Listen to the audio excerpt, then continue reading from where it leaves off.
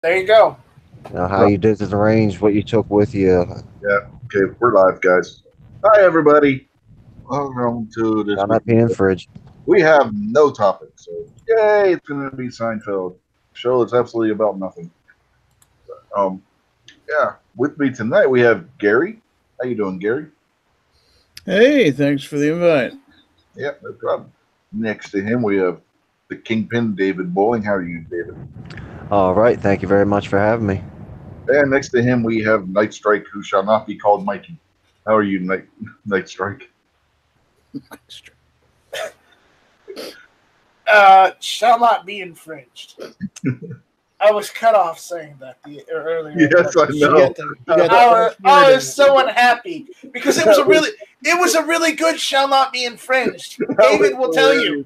You didn't even get shall the You word got shall out. That's it. It was quite impressive, I might have to say.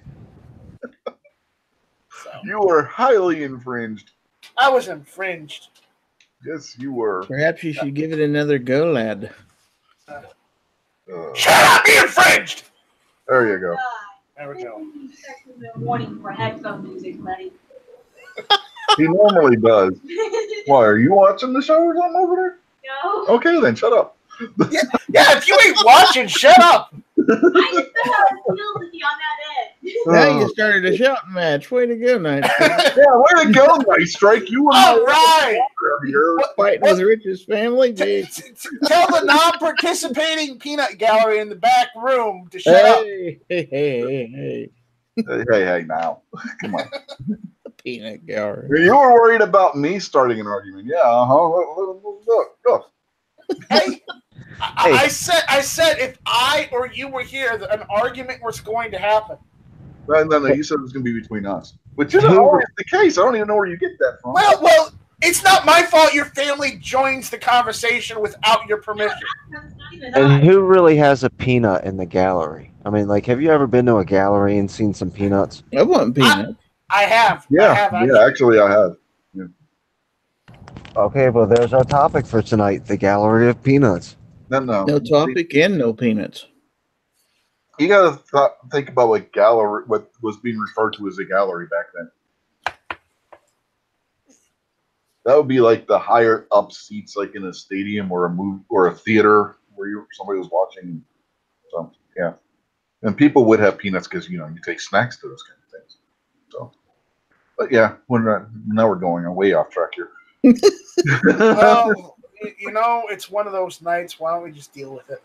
Yeah, this is a wind down show after budget show because that budget will probably end up being the wound up some bitch of the week. He's in the competition. That's definitely in the competition. I don't know. Roll call's up there pretty high. Yeah, it's gonna be a tough vote this week. I would have to vote against budget because I think he was rather collected, and I applaud how he handled himself. Yes, he may have been He may have known what he was saying. He might not have been completely, totally ranting, but he was definitely wound up. So I mean, you can be wound up and not be completely incoherent. Well, I can accept that. When the people in the chat say it was a Night Strike style rant, you know good and well he was wound up. Yeah, and Gary saved me from being in the running earlier this week. So late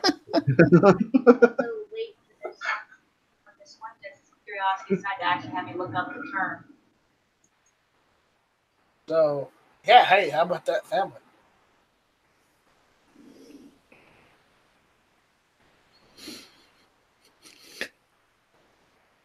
And he went silent, folks. Well, I guess that's it for tonight. We'll see you next week. No, I had a reason for muting. Shall not be infringed. Oh, shall not be infringed. Give him the bird. Get the bird. Bird is the word. No PP in cold box. That's your tagline from now on. I don't know. They got a laugh the first time I said it, and it's just been a thing since. I don't know why. I don't know.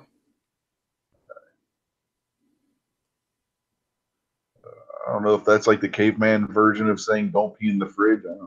I don't know. Nope, no pee in cold box. Don't know. It never occurred to me to pee in the cold box. Yeah, me either. But it did somebody, or else there wouldn't be that mean. I have a feeling he didn't know he was doing that. I don't know. Because his wife probably made him clean it up afterwards. Who was it on Facebook posted that somebody asked them who put that out there because she knew the guy who did it, and she was wondering how they got the picture. Yeah. Who was it that said that? Yeah. I don't remember.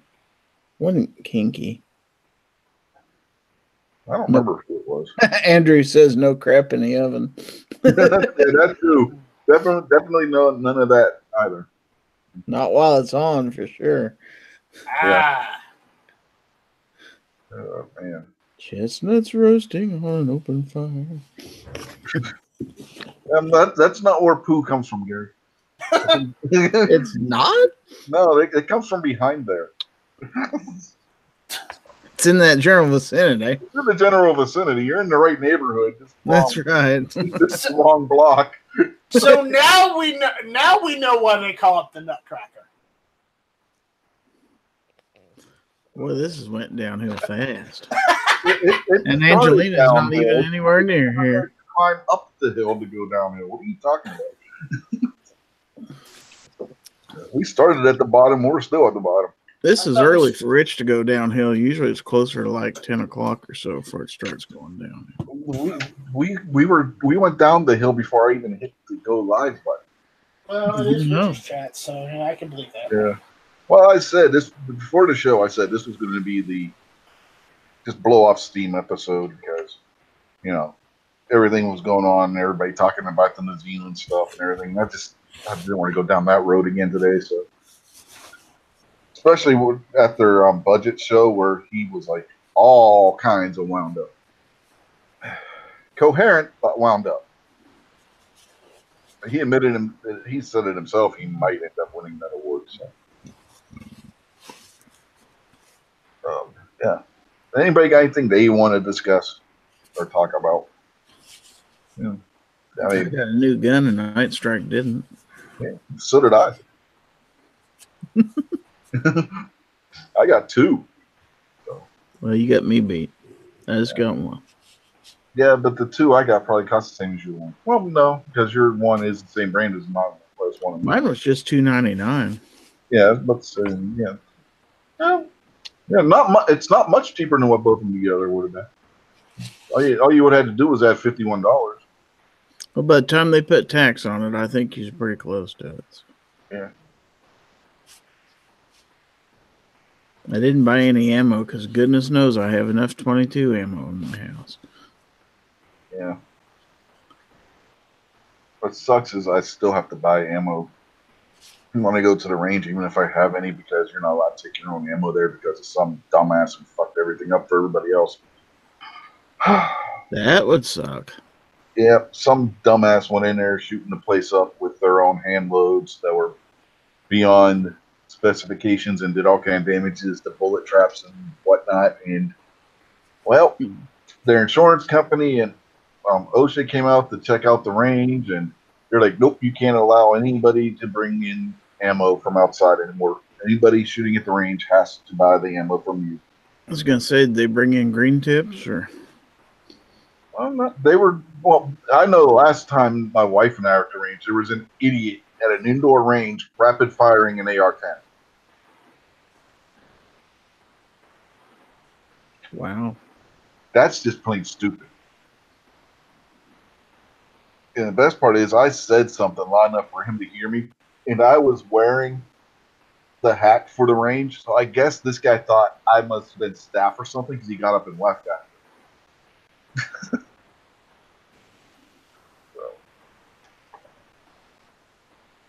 Yeah, I mean, then they said there were other people that were coming in. They were wearing tactical gear and stuff, and they replaced the entire staff.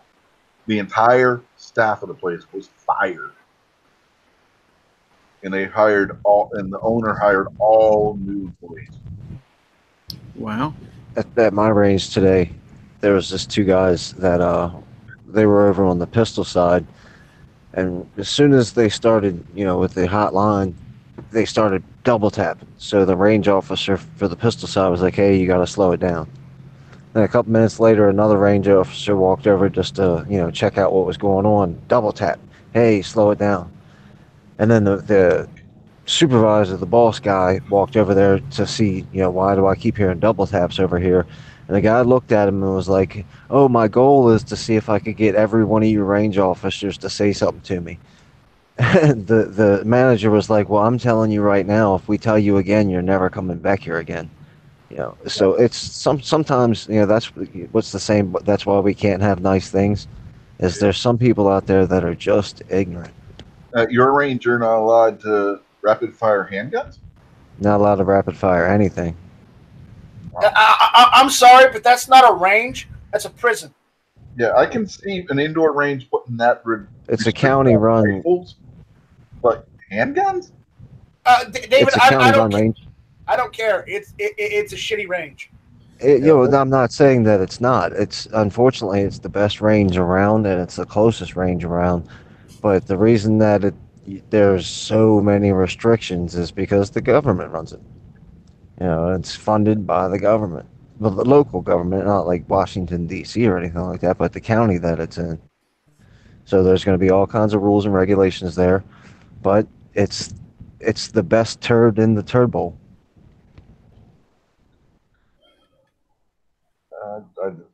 I still don't think it's worth it. Is it an outdoor range? Yeah, That makes it even worse. And it's the only range around that's got 200 yards outdoors. Yeah, everything else is 25 yards indoors, $30 for a half an hour. Yeah, definitely worse. Yeah, I mean that. You should be able to rapid fire rifles at an outdoor range. No, not here. You're not. Well, again, see what I said about that county range. Okay. Yeah. That ain't no range.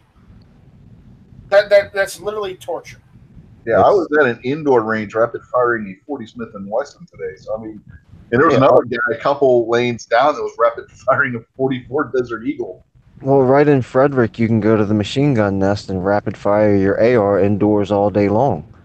So there you go. It's $30 for a half an hour.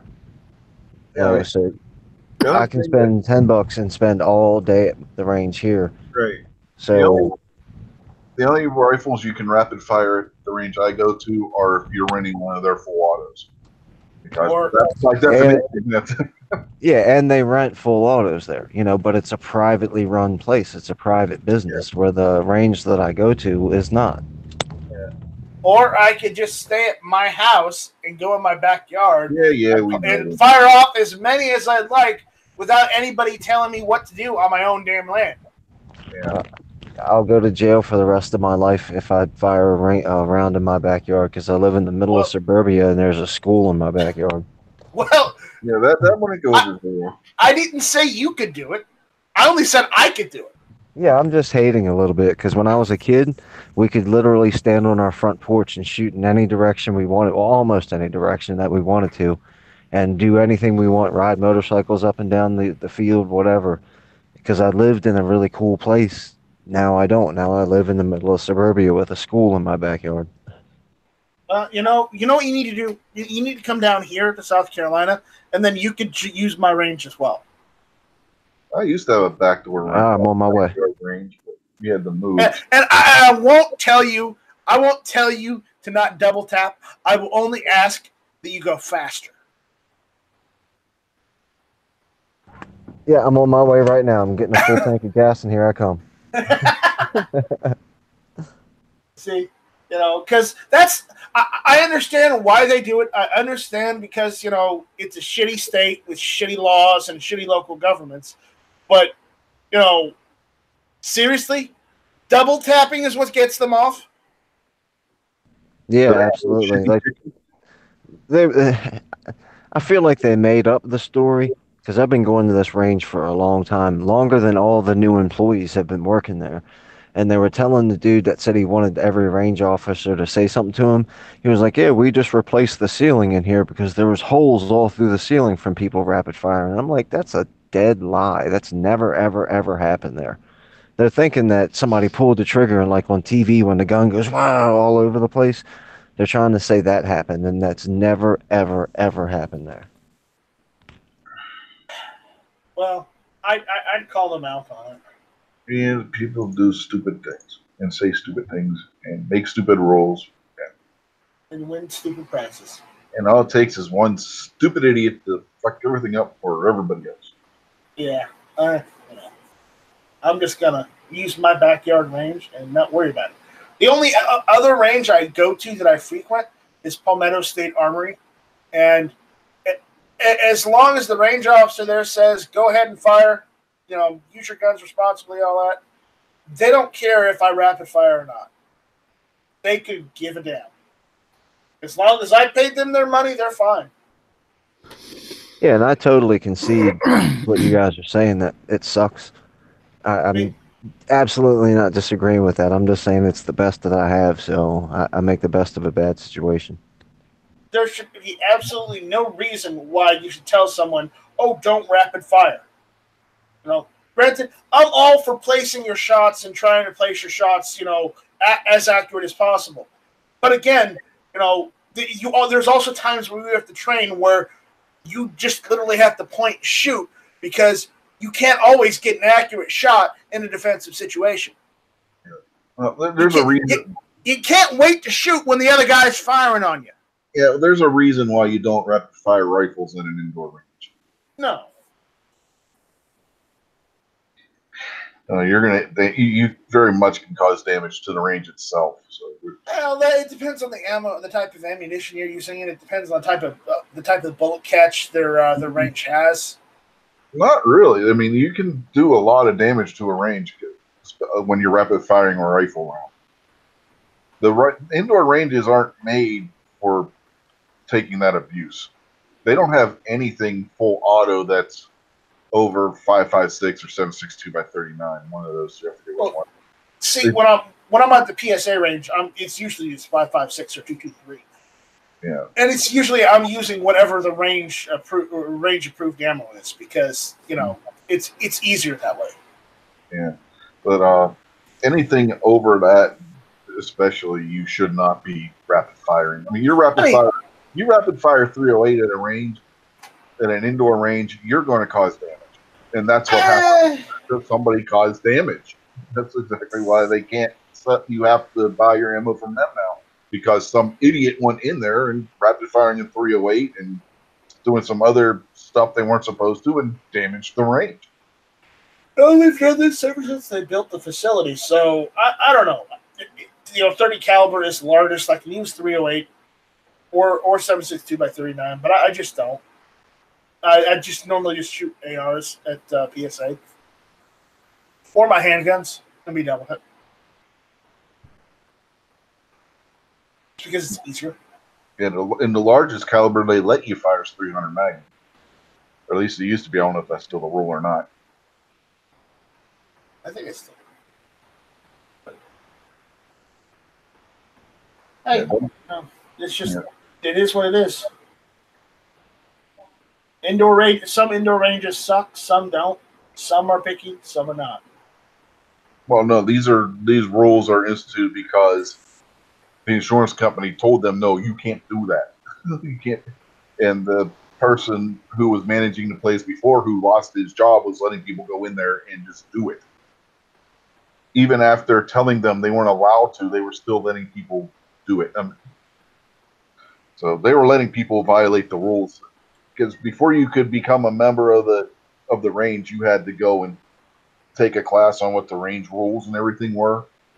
And they had video and everything, you know, and you had to sit and watch it, and you had to answer, you know, take a little quiz afterwards based on it.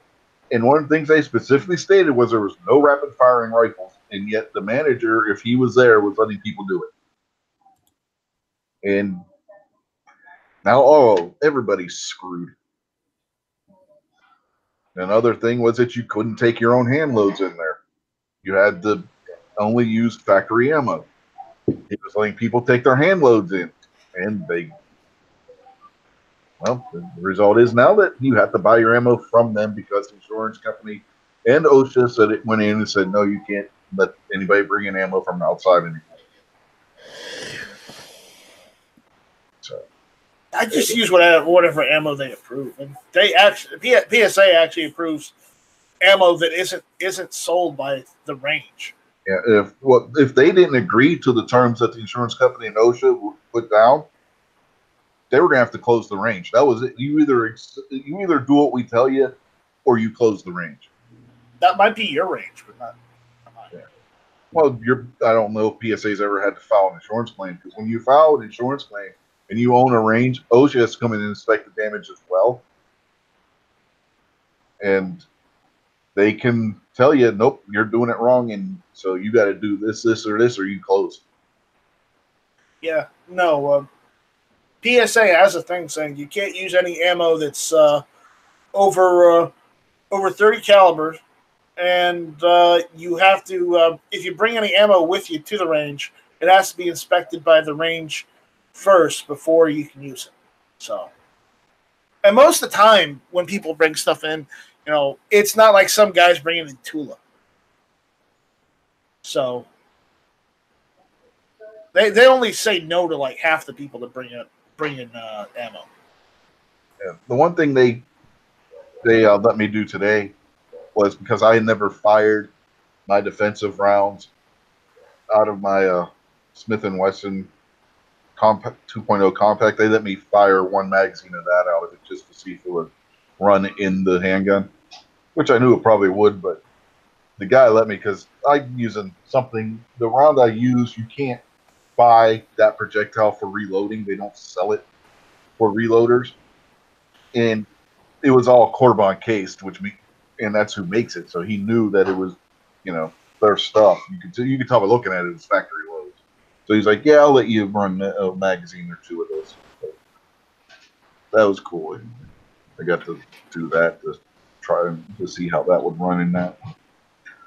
Other than something like that, if they can't tell for sure that it's a factory load, he said no, they're not even supposed to let people try to see if their defensive loads are going to run their handgun or not, unless they buy it from them, which they don't sell any. So you're pretty much screwed on that front. And all because of a handful of people went and did something they weren't supposed to, because the manager and his lackeys let them do it. Yeah, I mean, Gun Loving Grandpa Stanley out there saying his indoor range will let you shoot reloads, out of your own guns. But when you rent one of theirs, you have to use their ammo, no reloads. Yeah, and that's perfectly reasonable. Yeah. I mean, if your own guns, they don't care what you do to your guns. But when it's their guns and their range, they kind of care.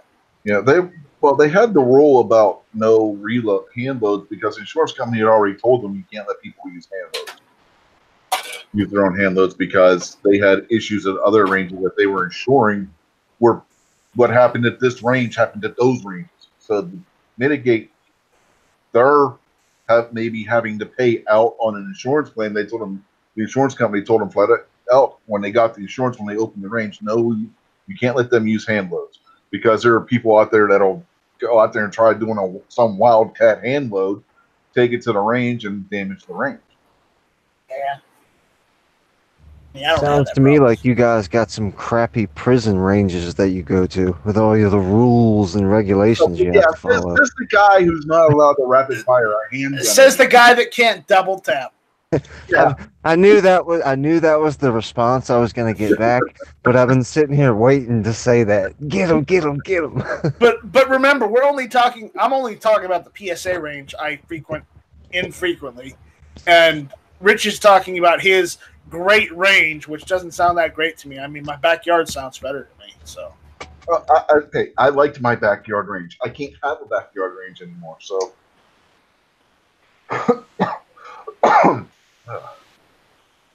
well, what happened to your backyard range? We got the hell out of there because my wife's uncles. No, they're not going to go into that. Oh, some family drama. All right. Yes. Family drama done begin to get this to cover that. So. We've talked about it off air before. I'm not discussing it on air. No, we're not discussing it on air. Let's just say Rich has some family drama to deal with. So no, not me. My wife. My wife's family, not mine. Well, hate to say it, Rich, I but have family drama of another issue. It doesn't involve you it. married in, so they're yours by proxy. You're like, shit, I knew he was going to say that. Frankly, I just didn't care. What else? Poor little Rich White. Yeah, Black Cat says he can shoot full auto at his range. Well, I can shoot full auto at the indoor range too, and I don't have to pay for the rentals. I just have to buy the ammo. Hey, if I had full auto firearm, I could shoot it on my range too. It's my backyard. Who's going to say anything?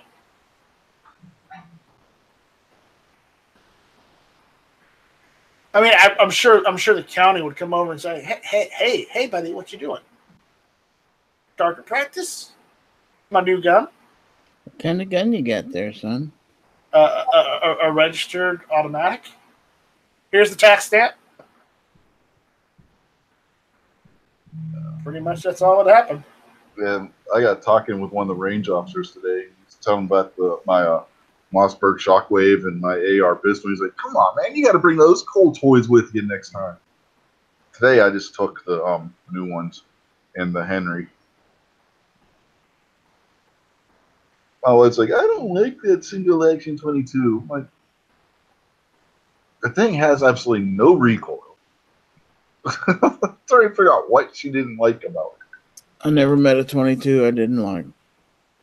Oh, she liked the Henry. Hold on. Let me say, how about the Jimenez? I don't own a Jimenez. You don't?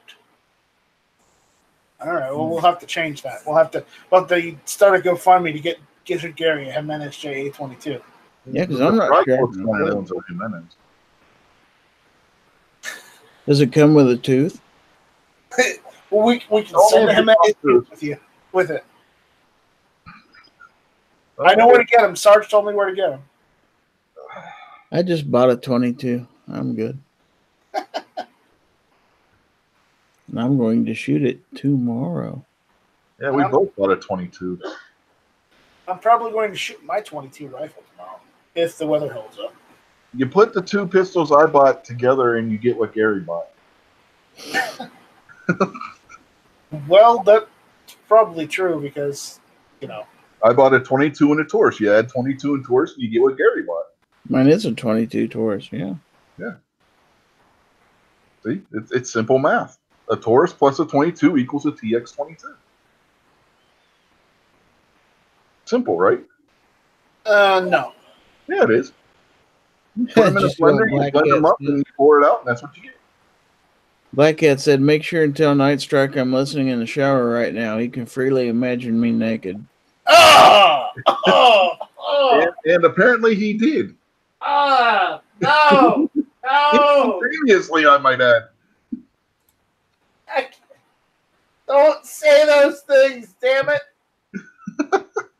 I need to call this out. I just want to know, Night Strike, how much do you picture in your head RL naked where you were able to picture it that quickly? The problem is I've seen him on camera. Naked?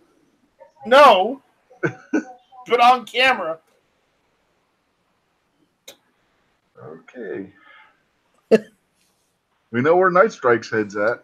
I know, right? Yuck. No. I'm sure RL is smiling now. Uh-huh. Well, you know, I hope while he's in the shower, he's dreaming of Yankee. Did Jason get a new logo? I know. I don't recall seeing that before.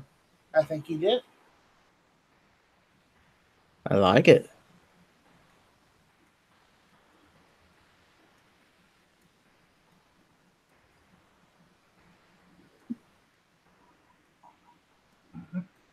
Okay. Look at Andrew Faulkner's response. Yeah.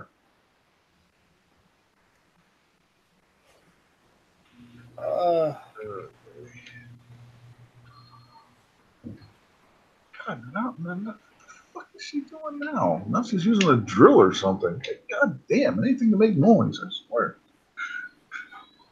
I don't know if you guys can hear that or not. No. Oh, you don't hear the drill? Yeah, I can hear Okay, yeah, I something. hear it now. Maybe she's building something. Maybe she's building I you that don't new even shed know. you want. In upstairs? Stranger things have happened. Maybe in your house. Where I've lived, nobody generally builds a shed on the second floor. Well, she's building it in parts so she can take it outside and assemble it for you. Now you're just grasping at straws. Hey, we don't have a topic to talk about. I'm trying to keep the conversation going. Shut up. That's right. Yeah, uh-huh. Shall not be infringed and all that stuff. Shall not be infringed in all that stuff. Wow. Really, Gary? Wow. Gizzard Gary is really clucking it tonight. Fuck yeah. Fuck yeah. That's awful. I don't give a cluck. I know you don't. Who does? Life's too short to give a cluck. That's right. Well, Cluck them if they can't take a joke, I say. yeah, cluck it. Cluck them all. Cluck, yeah. America. Cluck, Cluck, yeah. yeah. Okay. There you go. Yep. Wow. Oh, good Lord. And Good Lord is right. We have people watching this. Hey, you got almost 10 people watching this. All right. Yeah. Watch, it goes down by 5. Well, Andrew Faulkner wants to know what ammo Gary is using tomorrow. A little bit of everything. A little bit of Thunderbolt. Let's see. A little bit of Aguila. Let's see. There'll be some CCI mini mags in there. I think I've even got a little bit of Blazer. Probably some Federal Auto Match. Stuff I got a lot of. I'm going to run a little bit of everything through it. It's a test, you know. Yeah, the range we got, they had Winchester Wildcats, so that's all we had to use. Don't have any of those. They were out of 22 Magnum, which was annoying because I wanted to try the Rough Rider with the 22 Magnum cylinder, but couldn't do it.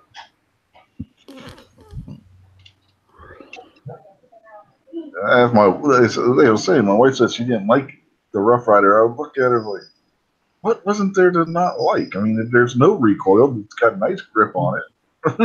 what didn't she like? She's like, I don't know. I just didn't like it. It's an American not to like a Rough Rider. I tell you. An American. Yeah. But she did like the Henry, so that was good. Okay, well, that almost gets her out of it. She liked the Taurus, too. And she just likes 40, so she liked the Smith & Wesson. What Taurus did you take? The G2C. Oh, okay. The only one I got. That's the only Taurus I got, and that's the only 9mm I got. I just bought the damn thing. So. And that was a complete and total whim buy. It was there. I was like, yeah, I'll buy that. Just for the hell of it. I saw a TH9 in the gun store this last week. I thought about it real seriously, but I don't know that I need a hammer-fired one. Yeah. They have the single stack, too. That's the, what, G2S? Yes, that's G2S. Yeah, they had that one with the stainless slide. Well, that'd be cool looking. Yeah, it was. Well, you know how the G2C, you got the black slide with the stainless barrel? The G2S they had with the stainless slide was the opposite. It was the stainless slide with the black barrel. So it contrasted. Oh. It was actually pretty decent looking. But I didn't want a single stack. And the single stack wasn't much thinner than what the G2C was. So I was like, why am I going to go with 7 rounds of this when I got 12 rounds of this, you know? Right.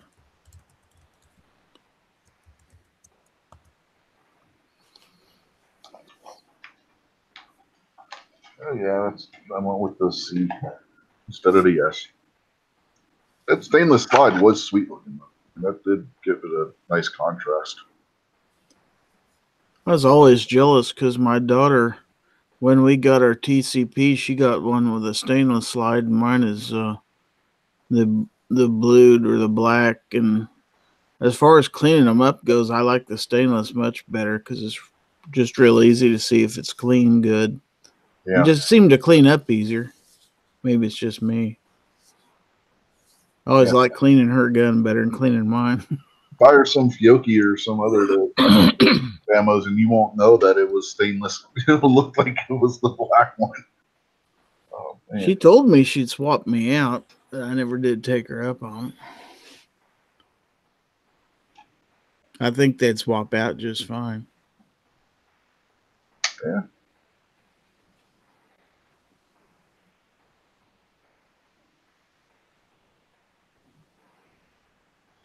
Black Cat's getting his taxes done on Tuesday. And that will determine his gun budget. Maybe you can get him another Glock if he's got enough of a return. They had Blazer brass and 9mm, so that's what I was putting through this. I put 50 rounds of that through it. It worked pretty well.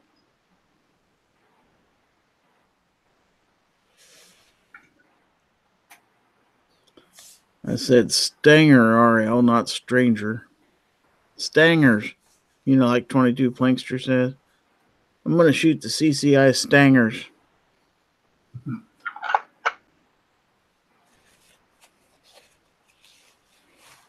Yeah, I was hoping they were going to let me use that big box of the Federal, because it's factory sealed. I mean, you can tell it's factory sealed because the box is completely sealed. It's got one of those pull things to open it.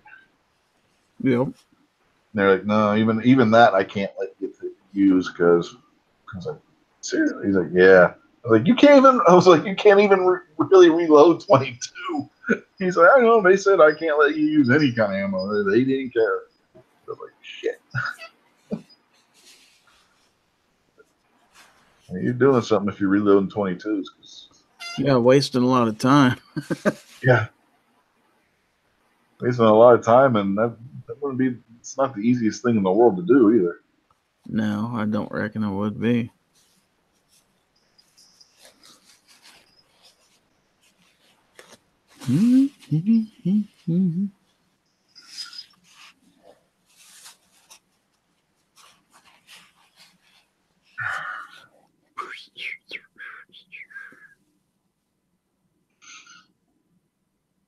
Anybody else been to the range lately?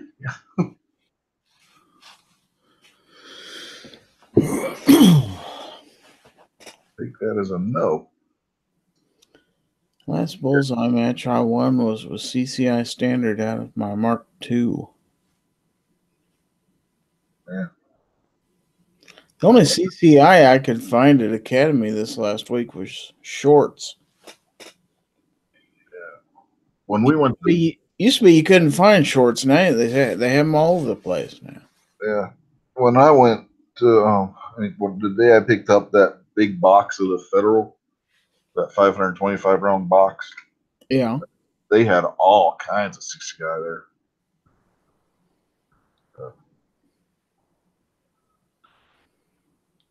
They had 22 long rifle, 22 short, 22 long, 22 mag. I mean, they had Well, I was at the gun counter buying my gun, and I was waiting for the paperwork, so I didn't want to wander too far away, but there was a bunch of 22 on the end cap where I could see it.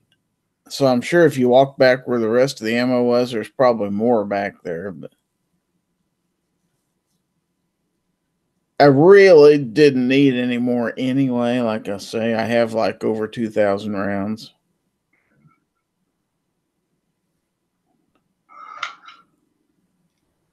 I went to the gun shop that's open on Sundays here to see if they had any 9mm defensive ammo, and they didn't have anything that I would buy. They didn't have any Federal. They didn't have any Hornady, nothing like that. They had PMC, which I like the PMC range ammo, but they had the Starfire hollow points, and I've heard people complain about the 9mm in those, so I was like, yeah, I don't want those. Then they had some brand in a frangable round, and I'm like, nah, I don't want that either. And then they had another one, I don't remember. Oh, Fiocchi, and I don't want to carry Fiocchi. So it's like, no, I'm gonna take a hard pass on all this. And the guy was like, well, what kind would you like? And I was like, well, you know that 6 Hour. And he was like, the 6 Hour Performance. I was like, yeah. I kept wanting to say VMAX. Yeah, the V Crown. I kept wanting to say V Max instead of V Crown. The V Crown. Wow, what the hell is it? What is it? What is it? He's like, you mean the V Crown? I was like, yeah, that's it. Like I said, I kept wanting to say V Max. I'm like, no, that's a Hornady round. Yeah, so he's like, okay, I'll leave the note here for the owner, who also is the one that manages the store. And They didn't have them because they didn't carry it. They carried it in 357 SIG, but not 9mm. Ooh. Then, I could get plenty of 357 SIG from them. They wanted $20 a box for it. You know what? Never mind. I'll just get mine from where I'm getting mine. I'm like, that's kind of high. I'll keep getting my Hornady XTP for like $9.99.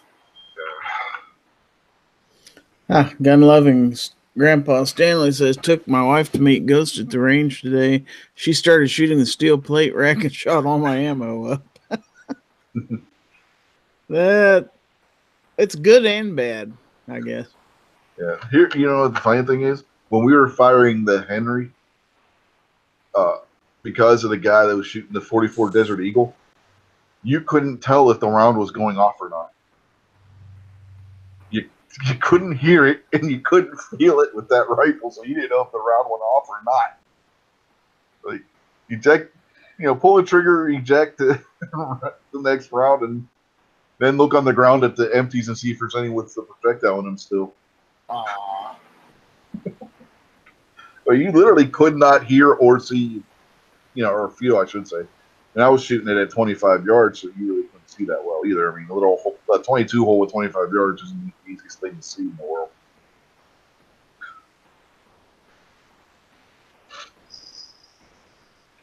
But man, that Henry was fun to shoot.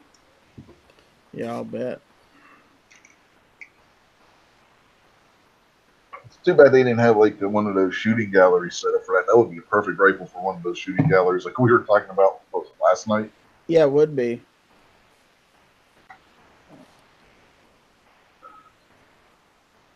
Was that last night or the night before? I don't know. I can't remember if that was Snob Show or Gary Show when we were talking about that. I wasn't on Snob Show, so I wouldn't know.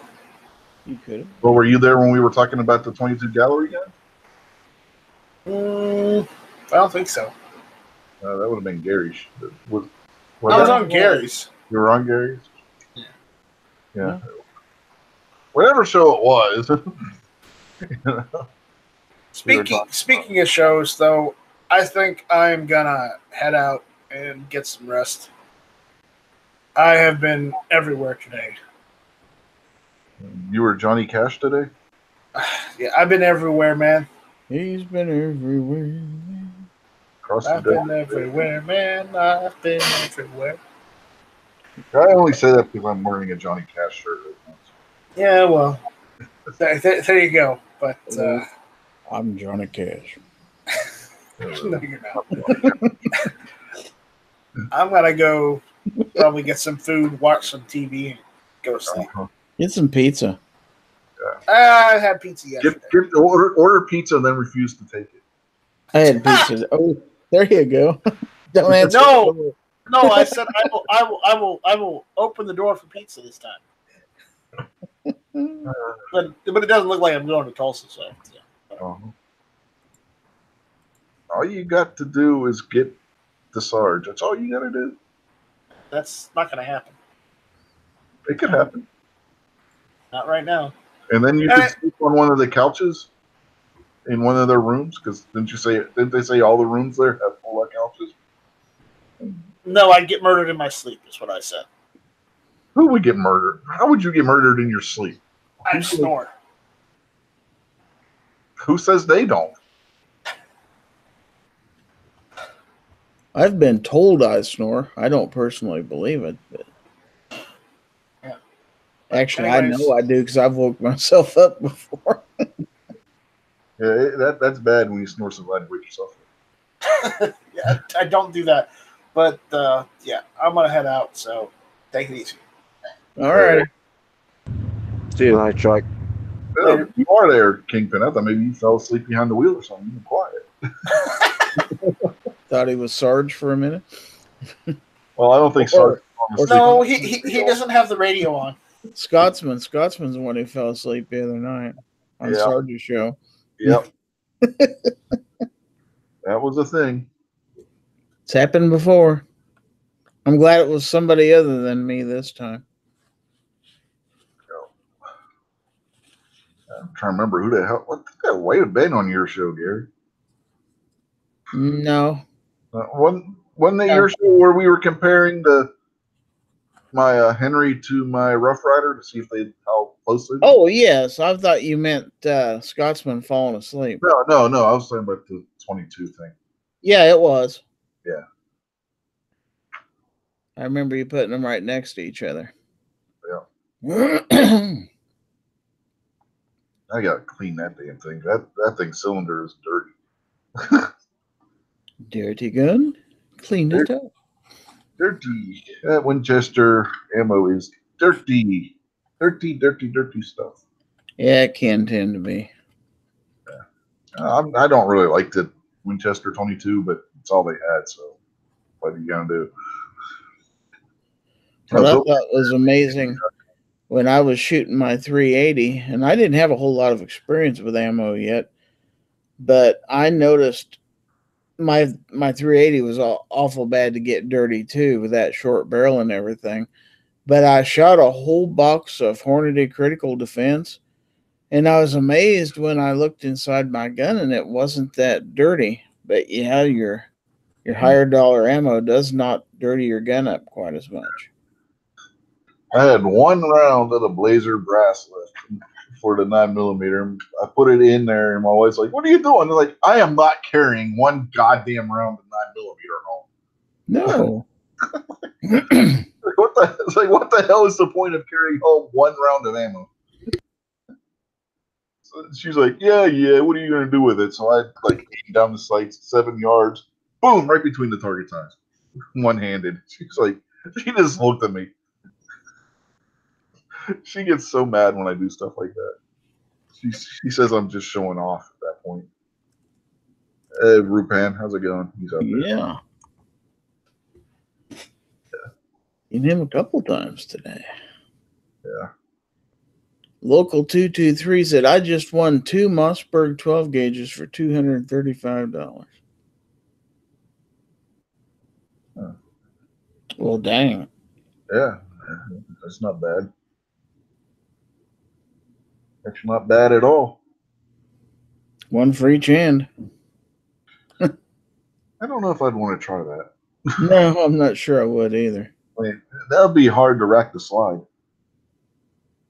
12 gauge? You're going to rack the slide on a 12 gauge? Yeah. Okay. Pump it, you rack the slide to pump it. The slide was on the front. See? Okay. Now, if you're a man, you can do that just by shaking it back and forth. I've seen it on the movies and stuff. Well, I can do it one-handed, but the problem is getting back to the pistol grip afterwards. Yeah. I can't do that because I'm sitting down. With my laptop in front of me, that's not working too well. But see, I can pull it down, but getting it back up, there we go. It worked that time. The first time it slipped, which is why they put that loop on there. Yeah. So you don't shoot your hand off if your hand's sweaty and slips off the forend. That's how short the damn thing is. I guess that has happened to people. Yeah, it has. There are YouTube videos where it's happened to people. Because I've seen people take those straps off. Yeah, that's not a recommended thing. Yeah. That's just being stupid. People friend of don't mine- understand that safety equipment is usually there for a reason. It's not a good idea to remove it. Yep. What were you gonna say, David? A friend of mine is wanting to get a shockwave, and then hold on, I'm gonna hit rumble strips. Yeah, lots of noise. And she keeps talking about this cerubum.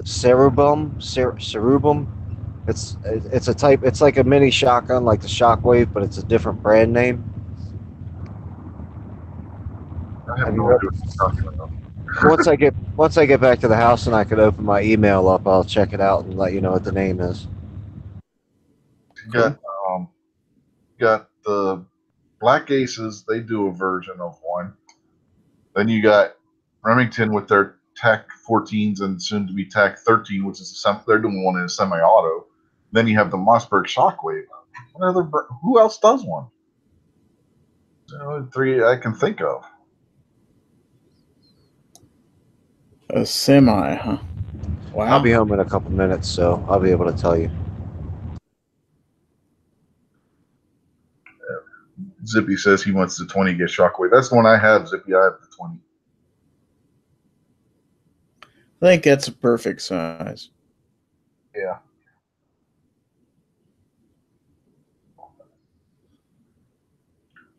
Was it Serbu. Oh, Serbu. That's not a Shockwave. That's an FFA item.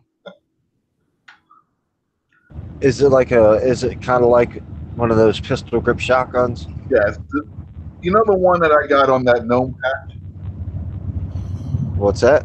You've seen my gnome patch, right? Where he's got the little itty bitty shotgun? Yeah. That's kind of like what a Serbu is. That's an NFA item. That is not a Shockwave. All right. Well, either way, this person that I know said that they're looking to get one of those. And I had never heard of it, and they were bragging about it like it's really cool. Those are expensive, and they require a tax stamp. I don't know if she's got the proper licensing to get it all, but she's definitely got the money to. So like, expensive really doesn't mean anything to her. She's got money. They're kind of silly because they hold all of 3 rounds. The Serbu's like next to useless. It really is. It's not that great a thing, and it's a 12 gauge, and it kicks like hell.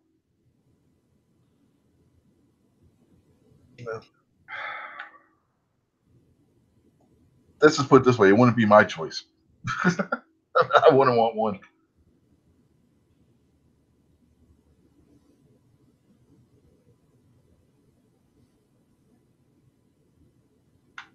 They're fun to play around with in Battlefield 4, though.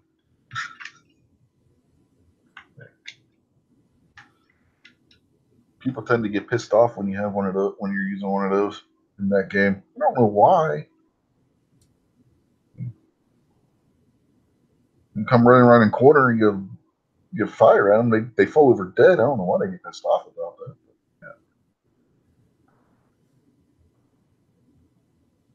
If I really wanted to troll somebody, I would use the shotgun I had. I had the Benelli M4 or the M1014, whatever you prefer to call the damn thing. It's the same freaking shotgun.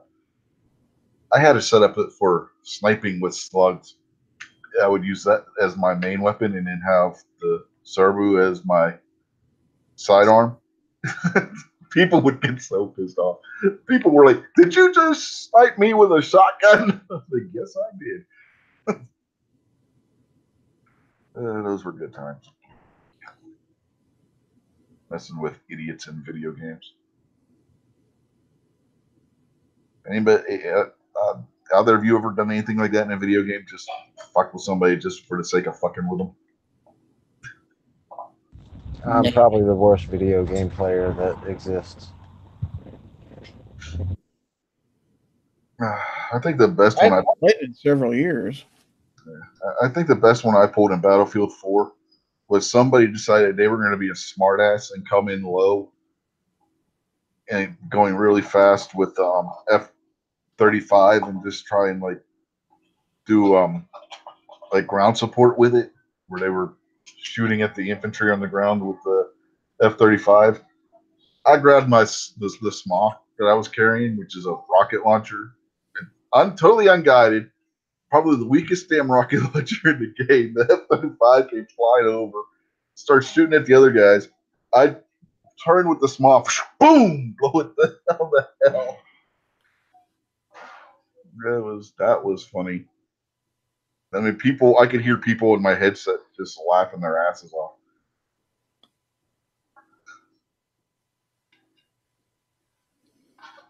I mean, the guy was like 20 feet above me. You know, I guess if you were real life, he would have been like 20 feet over me, coming in at high speed, and then it blew him up with a unguided rocket.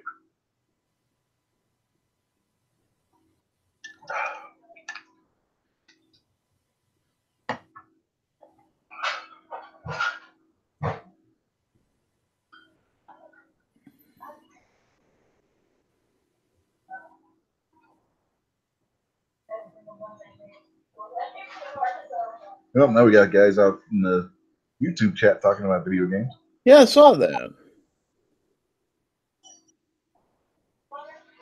Gosh, I even played a PlayStation 2 RL. Come on. And I'm old. Yeah, Rupan says that he played pistols only in Battlefield 3 and 4. Yeah, that was fun to do. I used to use the Glock 18 as like you would use a light machine gun in pistol only maps. People would get pissed off because I was always suppressing them with the Glock 18. The problem is those first-person shooter games, I could only play them so long because if I move around a lot, I get motion sick really easy. Even just playing a video game. Yeah, I forgot this. I think I forgot to send Rupan a link. Let me send him one. Oh, Gun Gals is going live here pretty soon. You're gonna quirk Gun Gals. Huh? We do that every week. It's not actually quirking. Just our shows overlap. That's all. Hey, Rupan, got a link now. I forgot to send to you earlier. If you want to jump in and we can talk video game shit. I don't know if I sent RL one either. He's been out there a while. I don't know if he's ever going to bed or if he's got to work tomorrow or not. He was in the early chat for a while. Not very long. Mm-hmm. Long enough for us to watch him walking his dog for about 5 minutes. Hey, Rupan. Hey. I played so much of the original Call of Duty that I was working in East Boston when that game was like still maybe it was like 2007 or something, and a plane flew over. It flew over because East Boston is right next to the airport. The plane flew over my head, and I ran inside of the building because I don't know. I just had like airstrike programmed in my head. Like I heard the plane coming in for a landing, and I was like, "Oh shit, airstrike!" And I ran in. I was like, "What the fuck did I just do?" Yeah, the scenario I was talking about when playing Battlefield 4, it was on what map was it? It was that one. It was hangar. Remember the hangar map where you got like the spaceship thing in the hangar? You got the outside part and the indoor part. A spaceship thing. Oh yeah, it was like I forget. Was it a spaceship? I don't remember. It was some kind of airship or something that you gotta. One side's trying to defend it, and the other side's trying to destroy it or some shit. I don't know. And but you had the part that was outside. The outside part was like one long strip, and then you had to fight your way up to the hangar. I really only played 64-player. What's the Metro? Conquest. Conquest. Yeah, I almost only played 64. Yeah, that's what I would play too. But you could still go in there and you could do stuff with the ship that was in there. It's like some kind of airship or a spaceship or something. It's like an alien thing or something. I was addicted to hardcore for a while. Yeah, I played the guild I belonged to. We had a semi-hardcore server where it was like we would have hardcore damage, but you still had your heads-up display and everything. Yeah, I just love Metro when you get 64 players in there and you Oh, couldn't hear anything. There was so many bombs going off everywhere. Like you, yeah. What was the other one that was like Metro that you get like that? Another one of those ones where it took place mainly indoors. I can't even remember. For some reason, I've played so many hours of Metro. It's sickening. When I was in the army, Battlefield 3 was popular. I was playing nonstop Metro then too. Yeah. What was on Battlefield 4? What was the prison map? Was that Lockdown? Oh yeah, Lockdown. Yeah, that was good too. Yeah, that was the one we always played pistol only on. Was Lockdown. For some reason, you get most of the pistol only servers. It was Lockdown. Yeah, that was a good map. Friendly Fire used to piss me off, unbelievable, but it was good because I played so much regular that I got bored. I got real bored of not having Friendly Fire. Yeah, what annoyed me was on Lockdown playing on pistol only.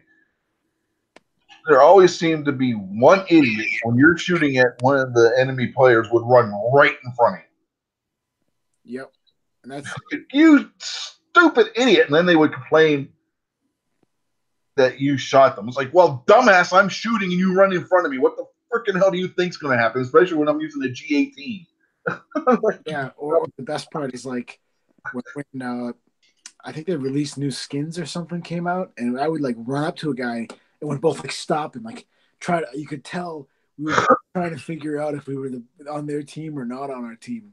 Like we weren't sure at first. Like, who is this guy? Who are you? Like, oh, it's a bad guy. Shoot at him quick.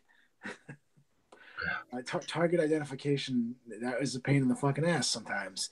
Or if it was like a real dark area, like in Lockdown, some of those areas were real dark. You had to like stop and like, who is this guy? What is he? Let's see, I got to turn my brightness up. Do you remember when in Battlefield 4 at one point that shotguns with slugs were more effective than some of the DMRs were? Yeah, and then they ended up changing it, right? Yeah. But that was funny because I would always get people ask me, "Did you just snipe me with a shotgun?" Yeah, I just did. Yeah, for a while there, I loved the heavy machine guns just because I was a saw gunner, so it was fun to run around with a saw, even though it wasn't great. But I didn't go as crazy as I went with Counter Strike. Yeah, my favorite machine guns in that game were the two RPKs. Yeah, they were fun to use. In Counter Strike, I played it for so many years that for a while I would just once I got good with a gun, I'd just stop using it completely.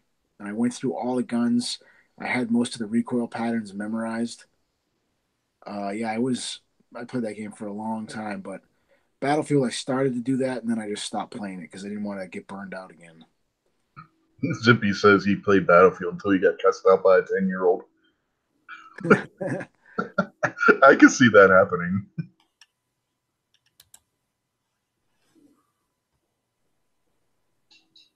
Yeah, I got some good screenshots somewhere on my computer of going like 50-3 and 64 player servers.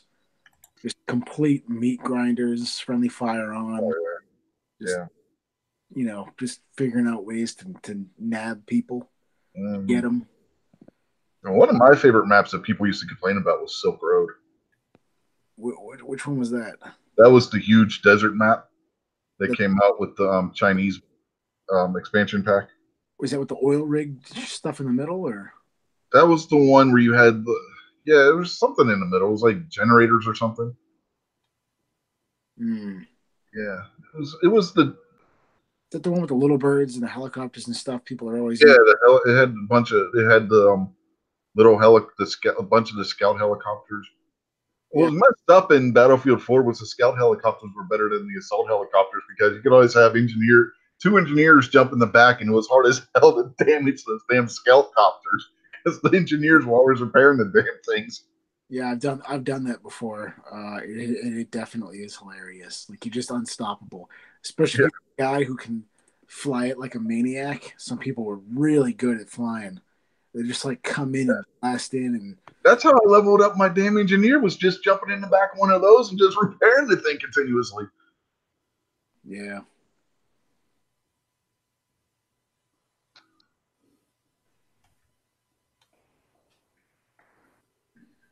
Right, if you were playing engineer and you needed to level up, that was the way to do it. Yeah, If you got an engineer that didn't know what the hell they were doing, it didn't work out so well. Another thing you could do was have one engineer sitting on one side with like anti-tank missile launcher, and then the other engineer repairing, and you could just fly around destroying the armored vehicles and shit too. yeah. I was never in a clan. I used to play with a couple guys sometimes. I was never actually in a clan, so I never had, I never had actual, full on coordination. So it was kind of crazy. Yeah, I was in the more casual type, but we had, like I said, our server, it was like a hybrid of standard gaming and hardcore. We did hardcore damage, but we didn't have friendly fire on because people always bitched about friendly fire. No, we would have votes where you could turn whether we wanted friendly fire turned off or on for us, just for a map or two or what have you. But most of the time, friendly fire was on, especially if the server owner was there, because he didn't want to be bothered. He was an old guy and he didn't want to be bothered. He was an old retired sheriff, actually. Where the hell did he live? On the Dakotas, I think. Somewhere. I remember right where he lived, and he didn't want to have to deal with friendly fire and all that. He just wanted to play to, let off steam and stuff. Yeah, the first time I caught a glimpse of an actual really good clan, we made it to the I think it was the Nationals for the Medal of Honor Allied Assault. I used to be in a clan, and we got our asses wiped. We got just wrecked by this group of guys, and they literally were moving like a real squad through the game, and they wiped. Because we were all just like, we didn't have any team skills or anything. We were just randomly running around doing our Counter-Strike type thing. Mhm. Honor. We was like, we got our asses. They just demolished us. We were like, damn it. Well, I think we made it to the Nationals. That was pretty cool. Yeah. But the thing that got me with Battlefield 4 is you always tell when somebody had just gotten the game and they were used to Call of Duty, because they would always bitch about how big the maps were and stuff. Oh, that was the best part. I couldn't stand. I played Call of Duty 1, 2, 3, and then Modern Warfare, and I was just so mad at Call of Duty that they kept the maps so one-sided when you play the game. And when I played the single player for Battlefield 3, I was blown away. I was like, "Holy crap, dude! This is like watching a movie. Like, this is fun as hell." I was like, "It's fake as hell. It's fake as shit." But I was having so much fun playing that thing. And then I was like, I can't go back to Modern Warfare. That's just boring. And if you were playing on Conquest in Battlefield 3 or Battlefield 4, those maps were miles across. You can get lost. You can get completely lost in those maps. And people. Especially if it was your first time playing them. The one where you're on that mountaintop with all the caves and stuff, it was real easy to get lost in that map. With all those friggin' snipers hiding with like an intervention, hiding like a mile and a half away from you. Yeah. So like, where the F is that guy? With no kill cam on. You're like, damn it. I need a chopper right now. I need to go find this guy. He's somewhere over there. I know it. Somebody find that goddamn sniper.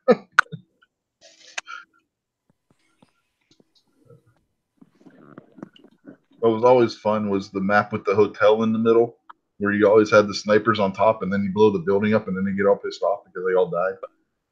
Was that like the Oman or something? Or no, that was the resort one, the one where you were at the resort.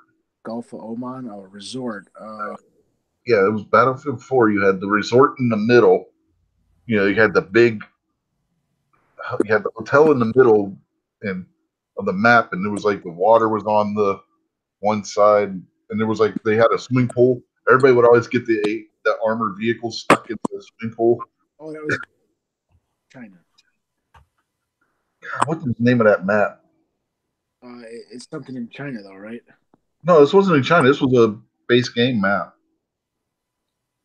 In Shanghai, you could do the same thing. People will be on top of the hotel sniping in Shanghai, and you can blow the hotel up and kill all of them. Yeah, that was a really cool plot. Did you play the single player game? Huh? Did I play single player? Yeah, I played single player. Yeah, I thought that was an awesome plot. Like the Chinese were putting in like they were getting a democratic like republic, and the communist government killed the president, and then made it look like the United States. Right? Is that what happened? If I Something along those lines, yeah. And then they ended up with riots and everything. So the police were in the military in China was cracking down, and you had to sneak through the whole the city and stuff. Yeah, that's what I loved about those games is they're so freaking cinematic when you play. Everybody was like, "Oh, you're a loser. You play the single player." Like, what are you kidding me? Like, this is better. This is like a Jack Ryan movie on steroids, and I'm the guy who's running it. Yeah, I mean, that was, Yeah, it's making. I would say it was more like Navy SEALs. Remember Navy SEALs with Charlie Sheen and what's his face in it? Yeah, but without the coke. Yeah. Yeah, I mean, it makes you feel like, or like, if not Jack Ryan, maybe I don't know, Tom Clancy book or something. I don't know. Yeah. Just or Kiefer Sutherland from 24. I don't know. Well, no, it wasn't even that. Because remember, you were a member of a Marine Special Operations Unit. Yeah. So like I said, it was like almost like Navy SEALs kind of shit where you're trying to sneak in and get the hell back out. I guess Mr. Bauer, China has a very long memory. That was a good. That was good when they grabbed him at the end. Was it season 3? I didn't watch it before, so. Season 2, they grabbed his ass, and he's like, "You have no idea who grabbed him." And then that dude says that, and you gotta wait for the next season. I don't even know if I ever watched the next season, but I just couldn't get into it. yeah, I totally get why he started driving around drunk and screaming and yelling at people, but then thinking he was Bauer though. Yeah, it's like I tried reading Red Storm Rising. Speaking of Tom Clancy, and I couldn't get into that either. But I love the Jack Ryan novels, right? I just couldn't get into Red Storm Rising for some reason. I don't know. My favorite Tom Clancy book is Rainbow Six, hands down. And I love the original video game. When that came out, that was so awesome that you could plan how your team was going to move through the building. Yeah, that was different for that time period. That was probably the first game that did that. I was kind of upset that the games further on never did that again. I was like, I thought that was so. To me, that was a lot of fun. And my favorite character was it Ding Chavez? Mm-hmm. Yeah, the game kind of combined a RTS with a shooter. You know, it was different. Yeah, that was awesome. I loved being. Yeah, I don't know. It was cool. Yeah, that was the first Tom Clancy book I read. And the first one I read was The Hunt for Red October. Nice. And then Patriot Games after that. Eventually, I ended up reading the whole Jack Ryan series up to The Sum of All Fears. I never read The Sum of All Fears, and I didn't see the movie either. The book is better than the movie. Yeah. The book can tell so much more. That's what's nice about the book. Yeah. The only movie that the only one of the movies I liked really was The Hunt for Red October. That was the closest one to the book. I thought Alec Baldwin did a really good job playing Jack Ryan. People say that they like Harrison Ford as Jack Ryan. I like Alec Baldwin better in the book. There's a clear and present danger. Yeah. They said the movie name. I mean, Alec Baldwin just like seemed more and the way he played the part just seemed more like the nerdy analyst kind of guy that Jack Ryan was supposed to be. You know what I mean?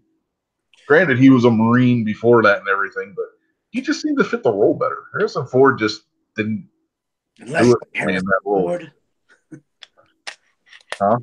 I don't know. I guess you think just Harrison Ford was too cool to be Jack Ryan. Yeah, Alec Baldwin though was like I think Alec Baldwin was perfect for the role.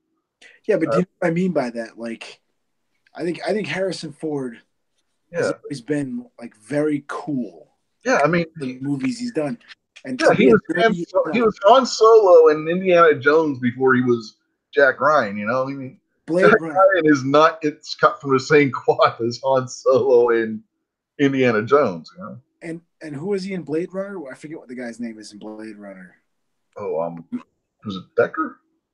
I think it was Decker. Yeah, I mean, he's such a cool guy. Like Han Solo is like the epitome of cool, and now all of a sudden he's like some analyst guy who's a geek, and it doesn't work. He ends up being cool. Yeah. Yeah, I mean Harrison. I just didn't see Harrison Ford in that role. Plus, he was too old. Yeah, Jack Ryan was supposed to be like in his 30s. Harrison Ford was in his 50s playing the role. You know, I'm old and angry. Where's my daughter? I don't know.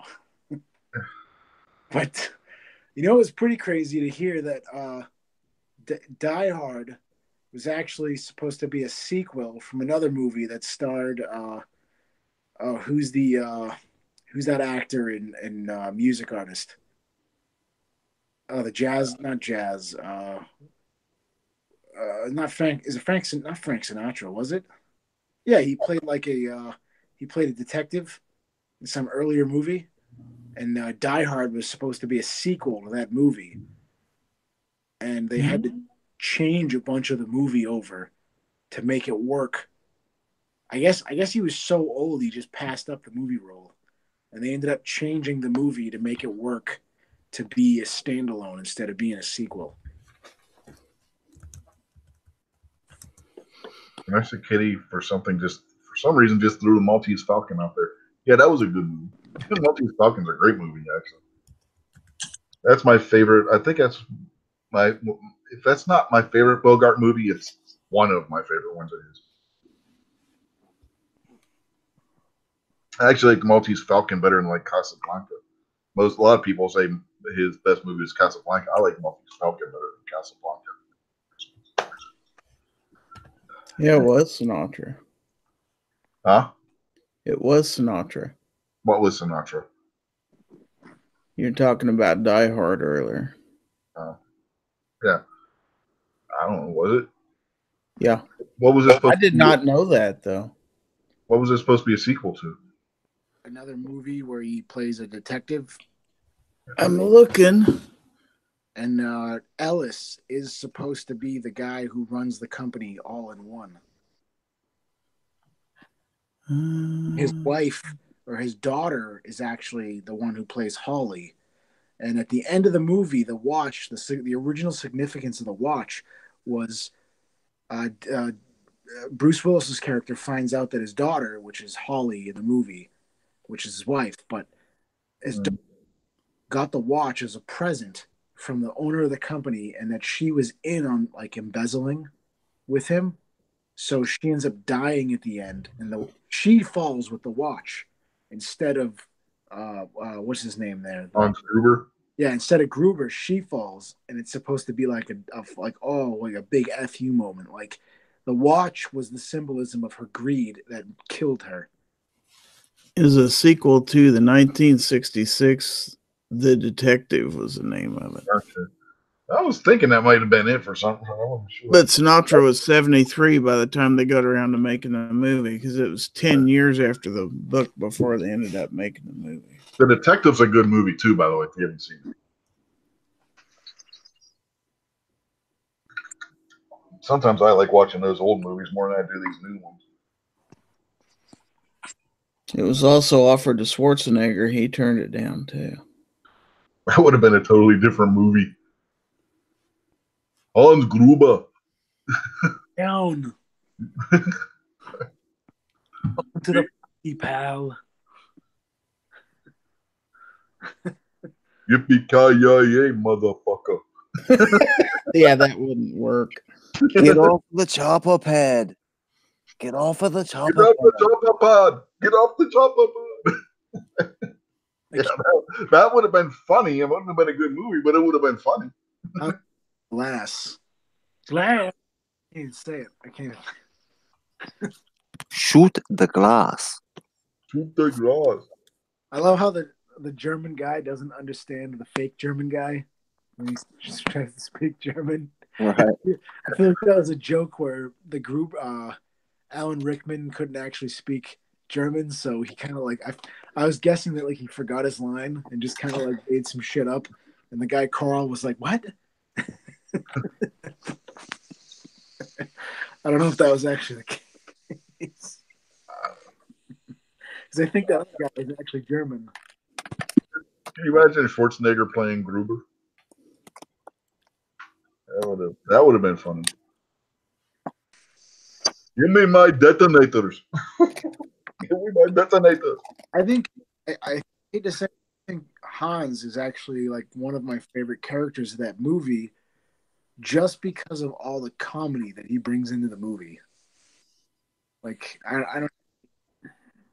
I love John McClane in that movie, but like I think Gruber is without Gruber. If Gruber was like generic bad guy generic European bad guy number one, and he did not crack jokes and do shit the way that Alan Rickman does stuff, I think that the movie wouldn't have been as good. Yeah, one of the best lines in the movie is when he puts his hand over the phone and says, "The Red Dawn" or whatever, and Gruber's like, "I read about him in Time magazine."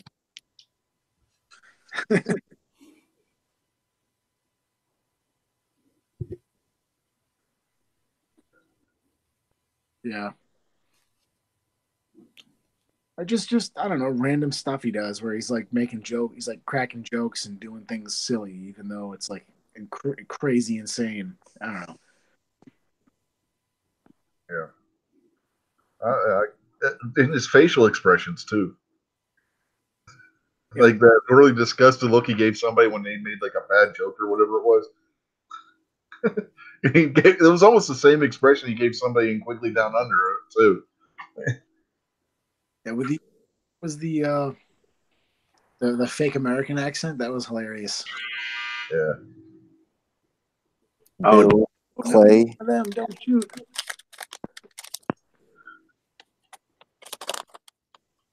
Yeah. Bullets. One of the best parts of the movie is the fact that what's his face, the limo driver, sitting there just listening to the radio the whole time, not knowing anything's going on above him, until the body hits the limo and he freaks out. He doesn't hear the gunshot. Yeah, he didn't hear any of it because he's got the radio so loud in the limo. He's got like a phone. What else was he listening to? No, he wasn't listening to anything. I don't know. Yeah, like McClane's trying to get his attention to get him to do something, and eventually he just throws the dead body out the window. That's the cop, not the Yeah, I lady. know. That was funny too when he's trying to get the cops' attention. Stevie Wonder. Welcome to the party. Welcome to the party, pal. Yeah, welcome to the party.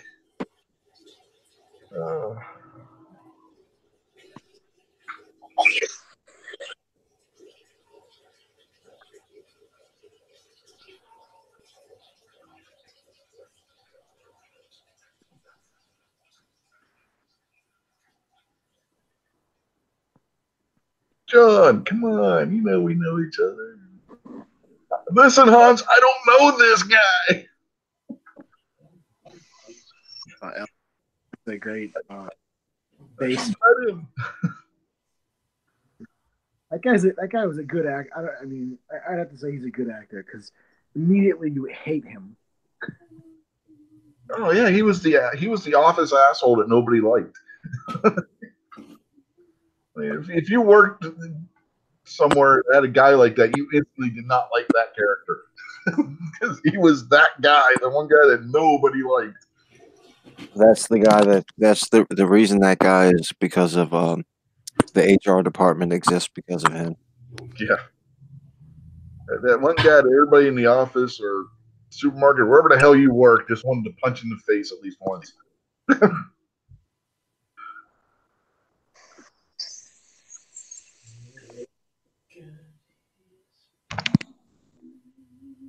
I think I actually cheered when the guy got killed when I first saw the movie. It's like, yes, I mean, even I was in school at that point, and we had people like that when I was in school. You know, like that was that one guy that nobody liked.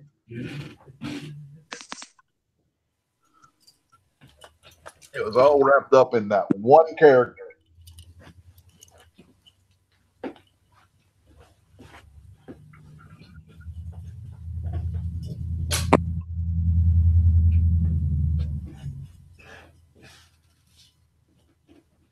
How's the saga with your gun that broke apart working out for you, Rupan? I got it all back together and I got to take it to the range. What I believe is I did not put anything together wrong. I put it together correctly, except I think they may have, you're going to laugh at me. I may have installed the sling swivel wrong, which is silly because I could put the whole gun back together. But not installed. I think I had one of the washers backwards on that. Whether or not that was it, I don't know. We're going to find out, and I'll probably do it live.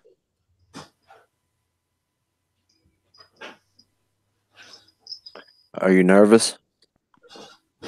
I'm nervous when it's in my hands. Yeah, I might like shoot it off the hip or something. Or I might wear body armor or something like that. Yeah. Leo Red says, "Die Hard, a Christmas movie?" I don't know if it's a statement or a question. You need to put any punctuation at the end. What are your guys' thoughts on that one? Is it a Christmas movie, or is it just a movie that takes place at Christmas? It's a Christmas movie. You know, it may not be a movie about Christmas, but it's a tradition to watch that movie during Christmas time. No, I can see it both ways. I mean, they're not really. I mean, he's there because it was Christmas. That was the whole reason why he was going out to LA. Yeah, it was a Christmas party. But yeah, but it's not a Christmas movie in the sense of like A Christmas Story or Home Alone or, you know, something along those lines. So that's a gray area on that one. I mean, I can see it both ways. What are your thoughts on that one, Gary? Gary might not be at his mic right now. He said he had to step away for a second. Oh, did he? Okay, I missed that. Well, Rupan? Christmas movie, definitely. Yeah, I think this has been adjudicated by like many, many, many different types of people that Die Hard is 100% a Christmas movie. Now, Bruce Willis wasn't, so but he can screw off. And the whole reason why he was at the skyscraper was it was their Christmas party. That's the whole reason why he was at the office building in the first place. So, I mean, it's not your. Let's say this: it's not your traditional Christmas movie. I mean, I don't. It doesn't fall into the same lines as like I'm saying, what were Christmas Story or like It's a Wonderful Life or something like that. It's more of an action movie. What's up with the making fists with his feet face? Like, wouldn't he be doing that on the plane if he was like freaked out of flying or something? I don't know. I forget offhand. I don't remember. Like the fists with your feet. Like I thought he did. Like to me, it didn't make any sense why he was doing that after the flight was over. Or no, he was like in place. Like why wouldn't he be doing that on the flight? That was not on a plane. Yay! At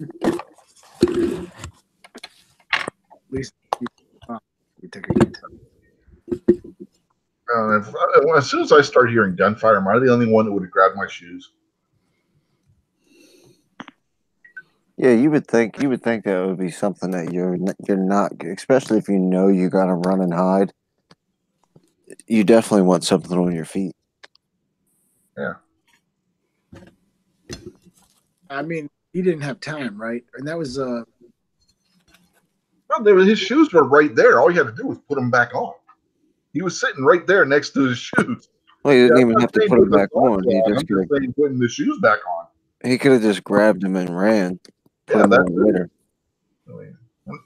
I mean, that would have been like one of the first things I did was grab my shoes and not actually put them on.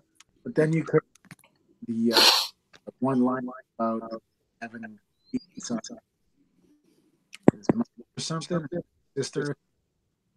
I mean, especially with all the glass that was in that building. Yeah, the All glass. that gunfire. You don't know when you're going to run into broken glass on the floor either. Yeah, then you would have missed the whole jokes and the gags about the broken glass. So Yeah, All right. that's just one of those plot holes that turn up in movies, though. Here's what we got to do. Let's all meet at Nakatomi Tower and reshoot the movie. now, what if Ellis had his own private bathroom? Then why the hell was he doing coke in that other person's office? Because John went to like Ellis's private bathroom to do the fist. Yeah. But why wouldn't Ellis just do coke over there? Like he was doing it in someone else's bathroom. Like, Who the hell knows? Remember, that was the office asshole, so who knows why he would do anything. yeah.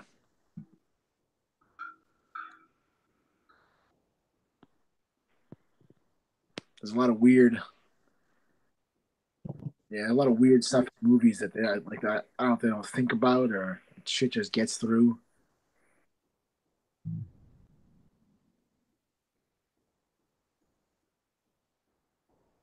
Now, we were talking the other night about sitting while watching westerns and like counting how many times somebody's fired.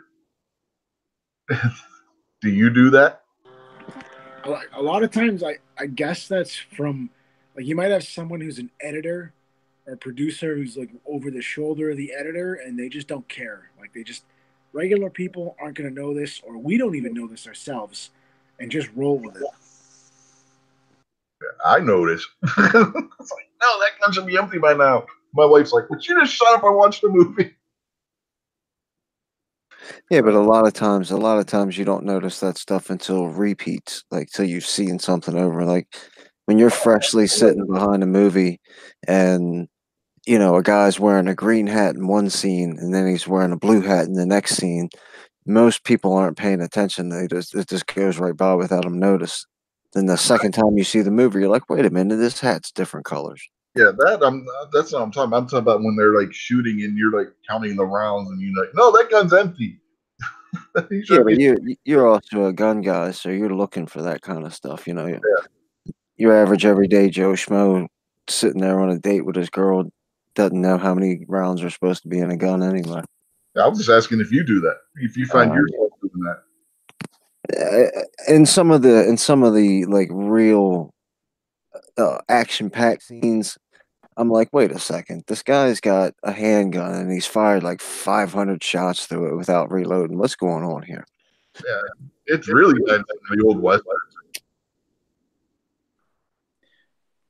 You see a guy firing his 1873 single action army like 20 times. Like, that only holds 6 rounds, I like it when they just point and shoot, and everything that they point at is a direct shot.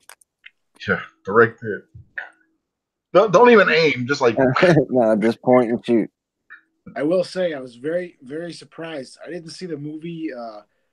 What is it, To Hell and Back, until I was like in the Army. I think I bought it while I was in the Army, and that was pretty. I was so surprised at how it's because Audie Murphy was the technical advisor and he was the star of the film. So when people were probably coming at him with that junk, he was like, no. Was that the one that was his biography? Yeah, kind of. Yeah, where he played himself. Yeah, it's kind of like condensed down, but I love it, man. When he grabs the what does he grab? The MG42, and he kind of goes nuts a little bit after they mow down his buddy, and he like runs up to one of the pillboxes and shoots everybody. Or did he throw a grenade in there? I forget. And then he picks up the MG and he runs over to the next MG nest and he mows them all down with the 42. And and the rate of fire seems pretty correct. And, it makes sense where, like, you watch another movie from that same era and you're like, how many bullets does everybody have? These guys nobody's reloaded, exactly what you said. Like, but that's not, for other people, that's not as exciting. Where for us, we're like excited, like, oh no, that's got like 1,200 rounds a minute. He's out of ammo in like a second or two, with like a 50-round belt or whatever was left there. Other people are like, oh, we only shot a little bit with that. And catering to us. Yeah, one thing you don't want to do with an MG42 is just sit there and lay on the trigger the whole time. You'll be out of ammo so damn fast. Short control burst, people. Short control burst. Which is what he did, I'm pretty sure, to waste everybody in that pillbox. Yeah. Or it wasn't a pillbox. It was like an improvised MG nest. Yeah. Everybody always likes, when the guy goes from the hip and blasts the bad guy with a sawed-off double-barrel shotgun, and the bad guy flies 20 feet across the room because of the shotgun blast. You mean like in Lethal Weapon, where they do the drive-by with the shotgun on Riggs, who happened to be wearing his bulletproof vest at the time, and he goes flying through the showroom window of the building behind him? What about the movie Last Man Standing, where people carry dual pistols, and it's like, what? Oh yeah. How could you shoot two pistols like that? Like, you just have to guess. Like, yeah, they MythBusters did a test on that, and I think Hollywood Weapons did it too. And your accuracy drops so much by doing that. But it's so exciting in movies. But I guess if you were just spraying with micro Uzis in a jet, you wouldn't even hit. I mean, it'd be terrible. It'd be a waste of time. But it's so cool in movies. I mean, Bruce Willis I think it was awesome in Last Man Standing. Yeah, well, it's like that scene in Silverado where Kevin Costner's standing out there in the street waiting for the guys to turn around, and he plugs them both at the same time with a peacemaker in two different directions. He probably would have missed both guys because he wasn't aiming. I mean, he didn't aim at either one. He just sits there, boom, like, no, that ain't happening.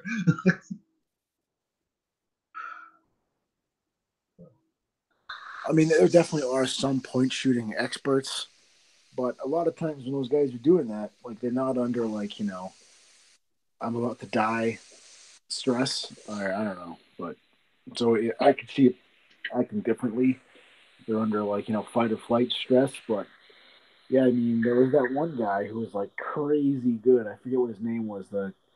He's got all the Book of World Records for shooting revolvers.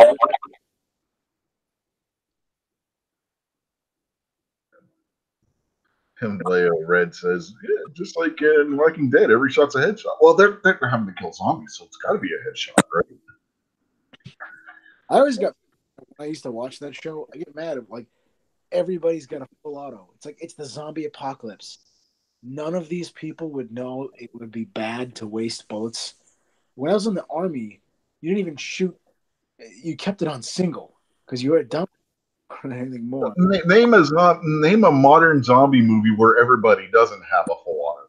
I mean, it's like, or you'd be trying, if you had a gun that was full auto only, you'd be trying to shoot singles because it's just crazy. It's pure craziness to do that. See, instead of the zombies trying to eat the regular people's brains, what they need to do is pass laws to get the full automatic weapons out of the regular people's hands. Well, I need to rephrase that. Name a modern zombie movie other than Shaun of the Dead where everybody isn't running around. Oh, man, I've seen that movie at least 10 times. I love that movie. But we got to get to the Winchester because it was the only place they knew of that had a firearm.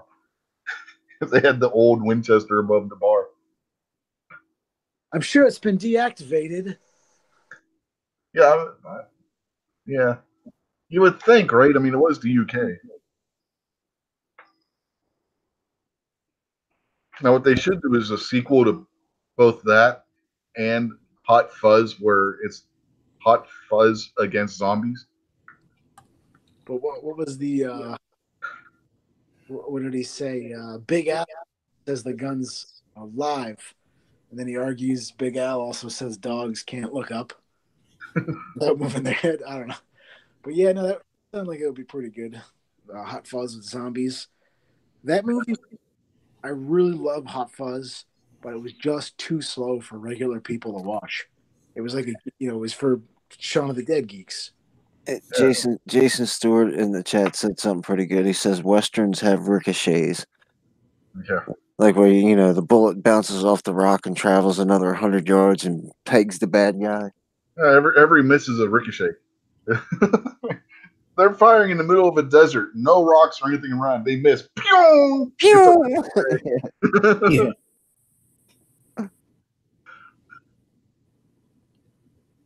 That's some funny stuff. Letting the people all hide inside the buildings and stuff like that's going to protect them. Well, they tested on Hollywood weapons. You know the thing where they jump behind the horse trough that's full of water and the bullets don't go through it? That would work. They actually tested that on Hollywood weapons. Well, it's about like hiding behind a car. As long as the shot's right on the engine block, yeah, you're protected. But but no, they did it from different angles too, shooting into the water, through the trough itself, and that actually would protect you somewhat. The water is a different. What about I think what Gary's talking about is like when the guy busts out the glass in the window and uses the bottom part of the window in this old 17th century house. Paul Harrell did a video on that. Yeah, that was a log cabin even. Yeah. And 4570 rather went right through it without an issue. Yep. Oh yeah.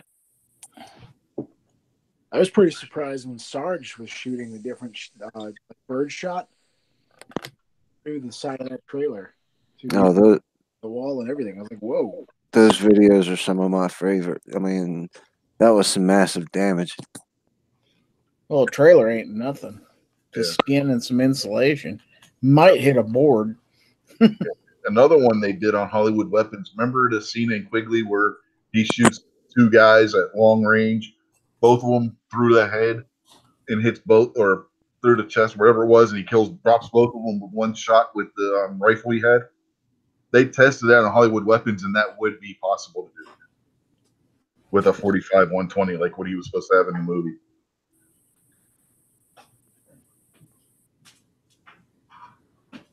If you guys haven't seen Hollywood Weapons, that's a good show. Oh, another one they did was Rambo with the M60 from part 2, where he's like spraying in short bursts the Vietnamese people with the M60, and he's like just holding it in one arm. That theoretically is possible as well because they tested that and they were able to hit targets doing that. Is that just because it's so heavy? Your guess is as good as mine, but yeah. I mean, Hollywood Weapons is like Mythbusters, but it's only myths from movies and stuff like that. It's really in TV shows. It's a good show. And one thing that you don't want to do is fire like a 357 or heavier caliber revolver in a swimming pool.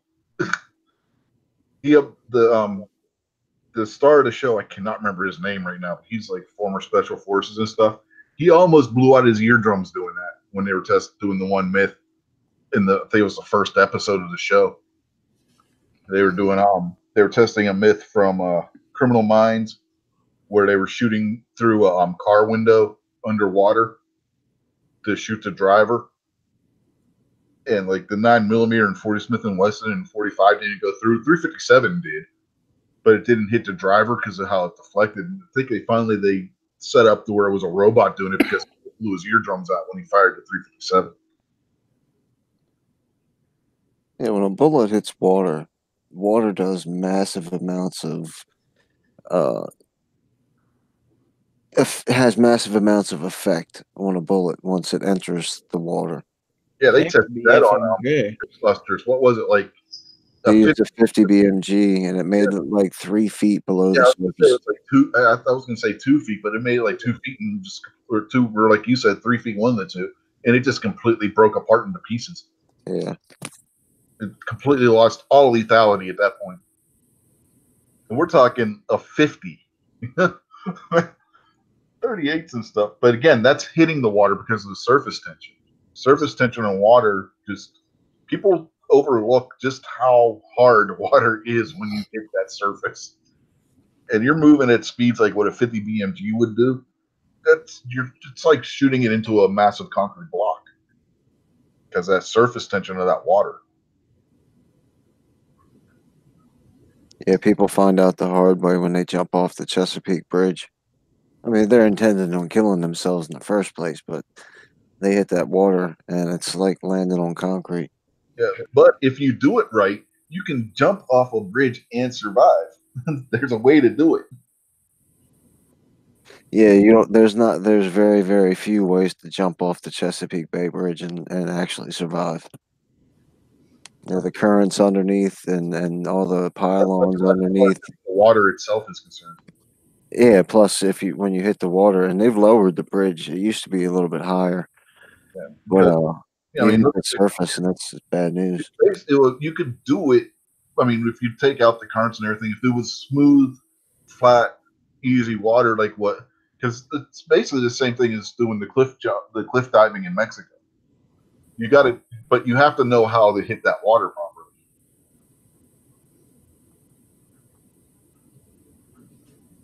Oh yeah, high divers do it all the time, and Yeah. not the little tiny splash that they leave behind.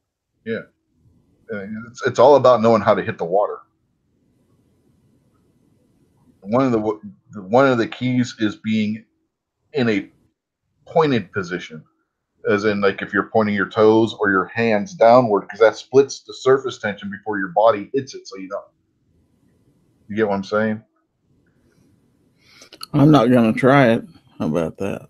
Yeah, I didn't say you had to try it. I'm just saying that's how you would do it. That's one of the keys to it is being able to split that surface tension before you hit it.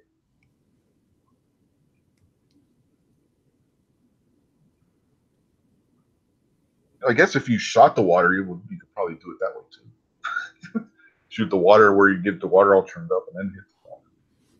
That might work too. I don't know. Didn't they test that on MythBusters? Seems like they did. Or some myth to where if you shot the water first, it'd break the surface tension. Yeah, I think they tested because it was or some Chinese kung fu movie or something. Yeah. That might be why it get popped into my head too. Yeah, I've watched a lot of MythBusters over the years. Yeah, so have I. It's like, yeah, that was one of my kids' favorite shows when they were little. Show ain't no good anymore, but it used to be. Yeah, MythBusters is the kind of show that you could, when they got the marathon running, you could just put it on that channel and watch, and be entertained no matter how many episodes you watch. But now it's trash. Yeah, Hollywood Weapons the same way. I mean, they don't. If you don't have like, it's on one of those outdoor channels. It used to be on an outdoor channel, but I think they moved it over to Sportsman channel or whatever. Same kind of channel, but you can also go back and watch the past seasons on Netflix. It's the same way because, like I said, it's like MythBusters, but it's a half-hour show and it's all firearms related myths from movies and TV shows. So it's the same way. You can sit and you can watch episode after episode of that too, in the same way you could the original MythBusters.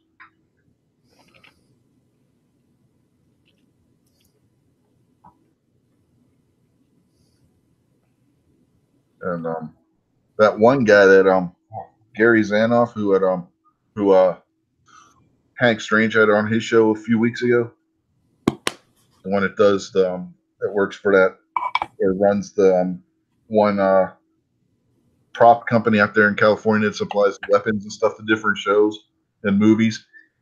He's on Hollywood Weapons. He's the one that supplies the weapons for that show.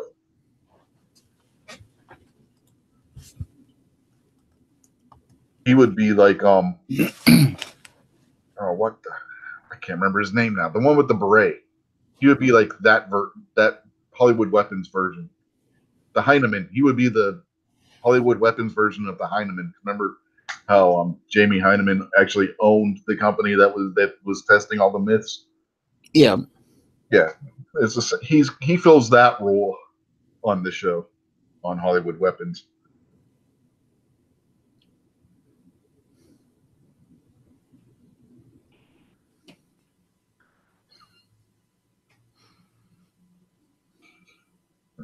Adam Savage, he has a channel on YouTube where he builds a bunch of crazy things, like full auto Nerf guns and stuff from scrap parts. It's like really crazy stuff he does.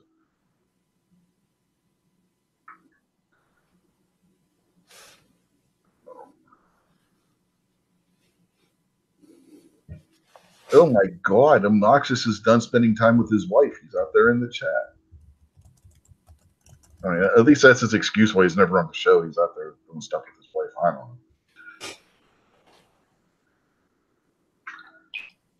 know.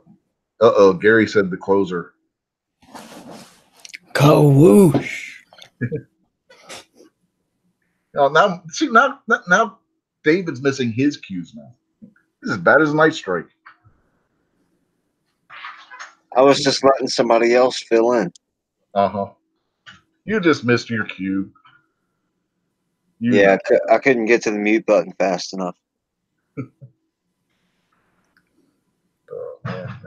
Yeah, Midnight's probably going to be sending links out soon if he hasn't already. I don't know. I haven't got one yet. Maybe I'm not getting one. I haven't got one either, so. You may be having an all-new cast. Yeah. You might have kicked us all off. Maybe. Oh, well. In that case, I'll just have to troll that in the chat. I'll just go to bed and say, fuck it. I can't go to bed early. I'm off this next week. I actually can stay up and watch the whole thing. I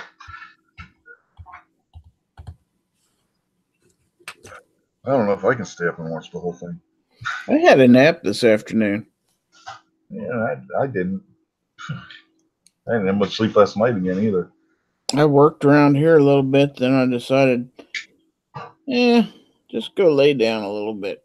Because I didn't get that much sleep last night because I set an 8 o'clock alarm so I could do the show this morning. It's like, catch up on your sleep. Go back in and lay down for a little bit. So I did. Yeah. Obnoxious is saying his DSL's still down. Well, that sucks. Yeah, cause that satellite that he was trying to use last night, that just wasn't working.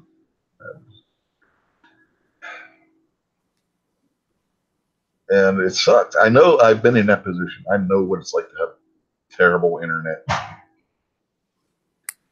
I've had mine go down a few times, so yeah. I had a squirrel chew through my line a couple of years ago. It took him a week to get out here and figure out what the problem was. He come back in with a piece of coax. He said, "See this?" He said, "Squirrel." Uh-huh. And it's because the neighbor's tree was growed up so high that they could actually climb up onto the pole. Yeah, squirrels are just rats with fuzzy tails. And they won't let you hunt them here in town, which sucks because I could totally do it. Get yourself a good air rifle and just shoot them. I've got a CO2 pistol. No, I'm talking about like one of those ones that you need that has the suppressor and stuff on it. Yeah, you still legally can't shoot those in the city limits, I don't think. Well, you do it in the middle of the night when nobody's awake and nobody can hear you, and then ping, ping, ping. Bye-bye, squirrels. That's true, but then you can't see the squirrels unless you have night vision or something like that. I could see him be in my alley with an air rifle about the time the city police decided to drive down there and have to explain what I'm doing. Remember, you snipe them from your window. And you have the room where it's dark and it's just you sitting in the dark looking out the window. Ping, ping, ping with the air rifle. Yeah, but then I am shooting towards people's houses. That wouldn't be safe. Nobody will know. Maybe not.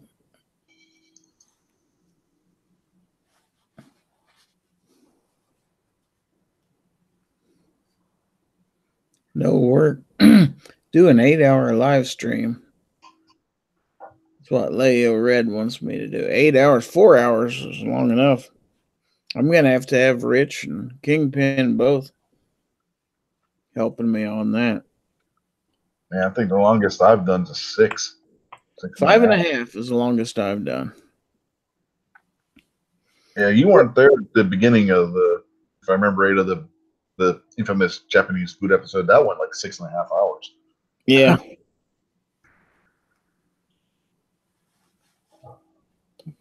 You deleted that as soon as it. No. Oh, you left it out there? Yeah, it's still there. I never deleted it. I don't remember what episode it was to even try to delete it. Yeah, you probably didn't put it in the comments. Oh. I'd have to go back and look at some of my posts. I posted about it somewhere, I think, or sent a message to Gunpowder or something. Yeah, I have no idea which video that is. That was a while back. Yeah, that was a good while ago.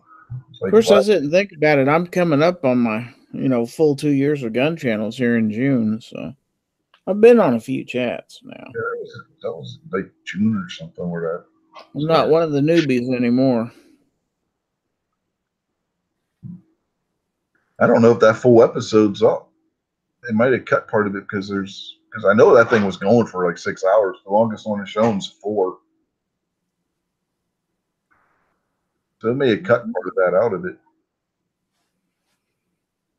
I know you can go in and trim them. I didn't. YouTube would have had to have done it. My 5.5 one, as far as I know, all 5.5 hours are out there. So maybe it was different then. I don't know. Yeah, I don't know. So I got. Who knows? Yeah, because like I said, the longest one I got is that 4-hour one. I'm wondering if that's the one. That was 7 months ago. That was 17. That was episode 17. It had 61 views on it. Oh no, there it is. 6 hours, 35 minutes, 55 seconds. 77 views. That was 9 months ago. If that's the right one. That's the only one I think that's 6 hours, so that might be the one. Sounds about right. Yeah, it was almost a year ago. Yeah, that's probably it. Texas shooting and gun stuff. I guess when we're talking about was that the church shooting or was that the one where the police officer was shot in Texas? I don't remember. I don't remember. That was a good long while back.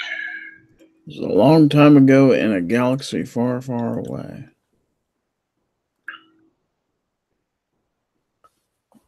Yeah, that episode's not even numbered. That was the second episode 11. As we got episode 11, then that episode, then episode 12. So somebody couldn't count back then. I don't know if it was me or Tardot. It was one of us. One of us was at fault. Even that, I'm not even sure that was the right number. I don't even know if that was episode 11.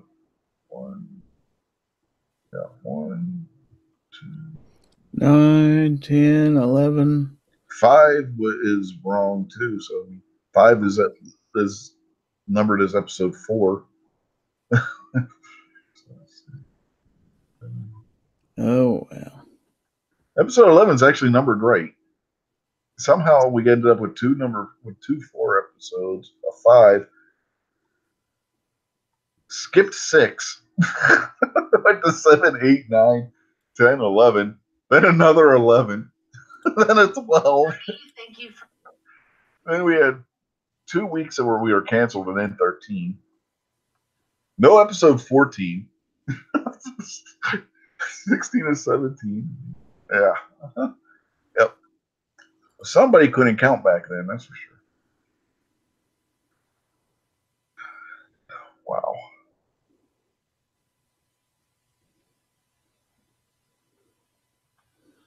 That's just bad.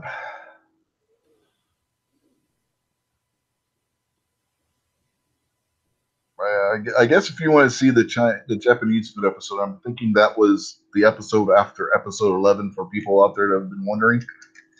I know that was a super long one. Yes, 7 Wonders. This is real and live. Yes, that is the right episode. Because there's a line in the chat from Vanessa Kitty that says, "Ever hear of a Slovakian traffic cone?" Oh God, yeah, that was that episode. That's the right one, baby. That's the right one.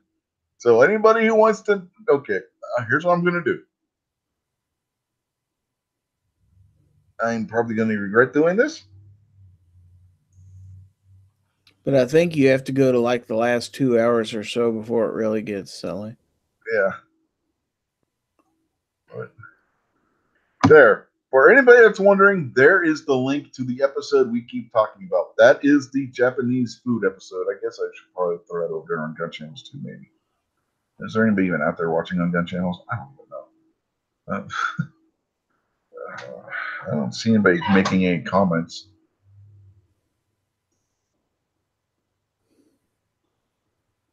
I don't know. Yoder says he's out there, but he hasn't made any comment. I mean, nobody else has either.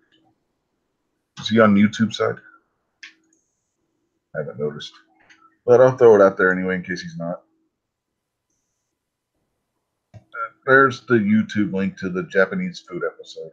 So yeah, there. Now it's out there. Now everybody who frequents the show has it. Now you know the link. Go. If you want to watch that train wreck, there you go.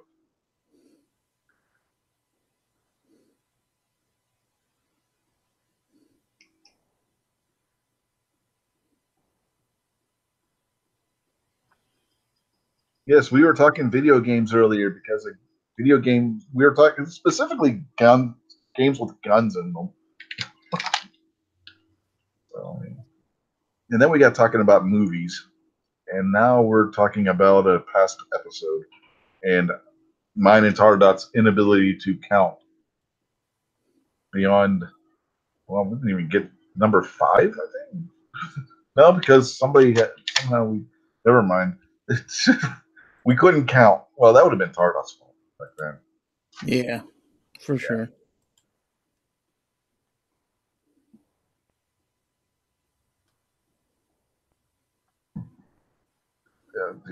The counting thing at the beginning was definitely Tardot's fault. So if anybody wants somebody to blame for the lack of being able to count, you know who to blame. The guy that Gunpowder has tied up in the dungeon.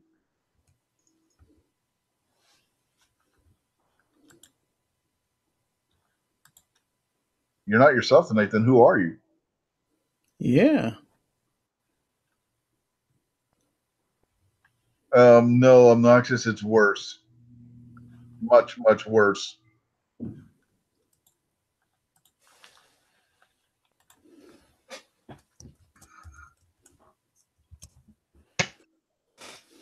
I don't even want to think about it.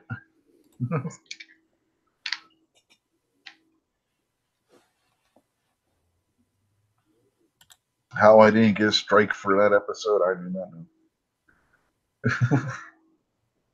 Oh, look, here's Slim. Hey, Slim. Now we're at this point, we're just waiting for Midnight to send links out. Yeah, I got his chat open. It says it's going to start in 3 minutes and 10 seconds. But when is he on time? Well, I didn't start Foul Territory quite on time this week, but it was like 2 or 3 minutes after.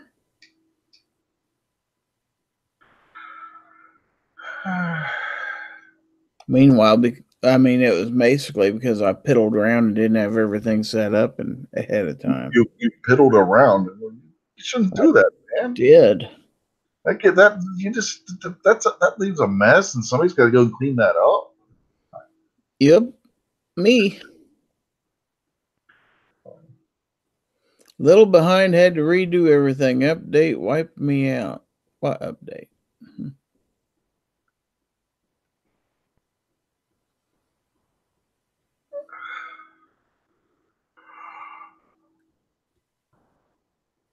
Oh, man. He must have got security updates on his computer. Okay. What? Seven Wonders wants to know who's supposed to start in a few minutes. Midnight Range. Man, he must really be out of it.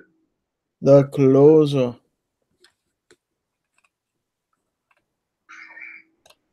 And the Q is missed again. Oh, whoosh. There you go. We need Night Strike in here. I tell you what. Nice strike left. He got infringed. He infringed himself. He went and pee-peed in his own cold box. Well, the poor guy got cut off at the end of Budget's chat and didn't get his shall not be infringed out. So Yeah. he got shall out, and that's about it. Shop! That was it. That was funny.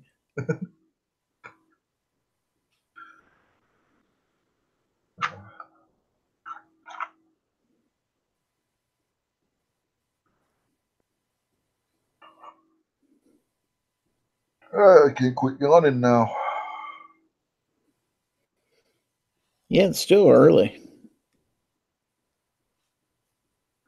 It's only 9:30. 10:30 here. You're one of those people that's behind. I'm in the good time zone, yeah. You're in the late time zone. You need to catch up to us. Ketchup? I don't like ketchup.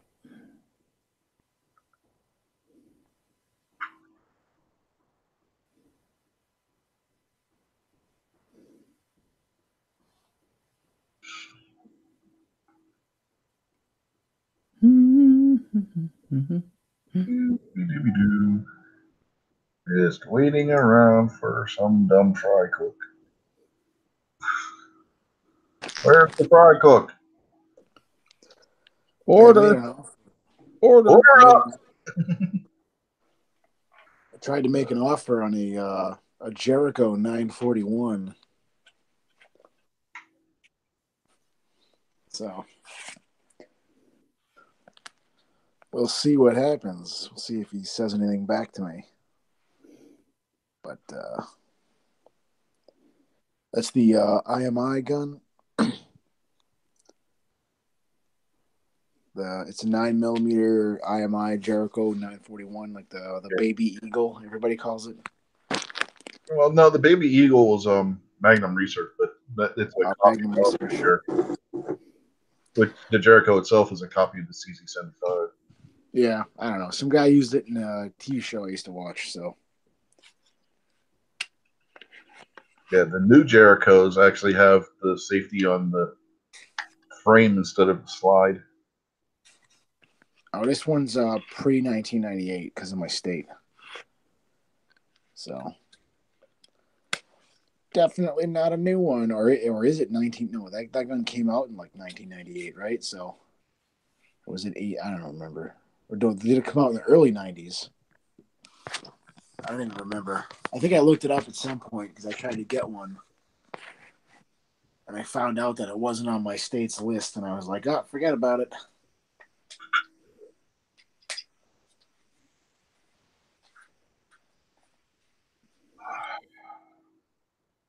Yeah, I can't imagine having the list of what your state sells. You can own this, but you can't own this. Boy, California is the only reason why Glock still makes the Gen 3. Yeah, I mean, what it comes down to, though, is you have to submit the weapon for testing, which means you got to give them 3 of them. You just give them 3 of them. So there goes smaller companies. And then your gun has, you can get on the list, but then only cops can buy the gun if your gun does not have a manual safety or a magazine disconnect. If it's a semi-auto, so yeah, if you don't have either of those, who gives a shit? Doesn't matter. Yeah. I was surprised when I got my constable and my badge. I was surprised that cops. I always thought cops could buy off-list guns, and then I found out they can't. That's messed up. Stacy, we're still going. We're waiting for Fry Cook to see if he sends out links. He's late. So when I saw the Jericho 941, I was like, "Oh, that looks like the gun that guy had in that show. I need it now. I need to get it. I need to see if I can get it." And I was like, "Wait a minute, I don't know." But he $550 for it, and the crazy Scotsman told me that's what one cost brand new. Mm-hmm. I can't get brand new, so Can you buy? You can. So you can't buy it brand new, but you can buy it used. pre-98. Yeah. So, like, there's a guy who I was trying to get a Tech 9 from. He had a Tech 9. I tried to offer him trade, tried to offer him cash. He didn't want to let it go Why would you want that piece of crap? because it's a unicorn. You can't get one. So, Well, maybe where you're at. yeah, exactly. Yeah. He told me that it was a piece of garbage, and he thought it was like They fall apart when you shoot them. I mean, that's why I asked him, "What do you want for it?" Because it's considered an assault weapon. So there's the links. There's the links. Yep. So we are going to shut her down now, folks, and everybody head on over to the closer.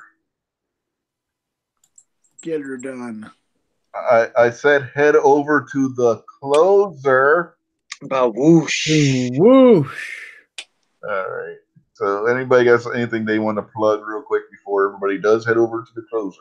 About whoosh. Gary, anything? GizzerGary.com. Check out Foul Territory Friday nights, 9 Eastern, 8 Central. Early Bird Chat Sunday mornings, 10 Eastern, 9 Central. Like, share, and subscribe. Give them the bird. Thanks for the invite. Yeah, no problem. Kingpin? Peace out. Rupan? Yeah, Patriot in the Dark has a what is he? Got a challenge going on right now where you show your EDC. Go check out Patriot in the Dark. Oh, he finished that one yesterday. Oh, he did finish it. So this is how far. The new one is to find out what your local laws are and stuff. Find out what your local laws are. Awesome. I gotta check that video out. I must have missed it. But we got that. And today I decided to go on Arms List and just check out all the ridiculous guns that people are trying to sell for insanely inflated prices in Massachusetts. Now I'm a capitalist, so I completely agree with people asking insane money, but it's just hilarious to see the $900 Gen 2.5 Glock for sale. So go check out that video on my channel, RupenRX. It's silly, and I just tried to have some fun with it. So I might probably do it again in a little while. Thanks for me, Rich. Yep. Yeah, since you don't know, check Rick's episode from yesterday. Patriot did the giveaway yesterday for the EDC. Awesome, thanks. Yep, I don't remember who won, so I can't tell you. But anyway, thanks for coming, folks, and we will see you next week. Give him the bird. Travis T won. That who won? Yep, that's right. That's who won. Travis T's. Right. He didn't pee in anybody's fridge either. Yeah, no PP in cold box. Bye-bye.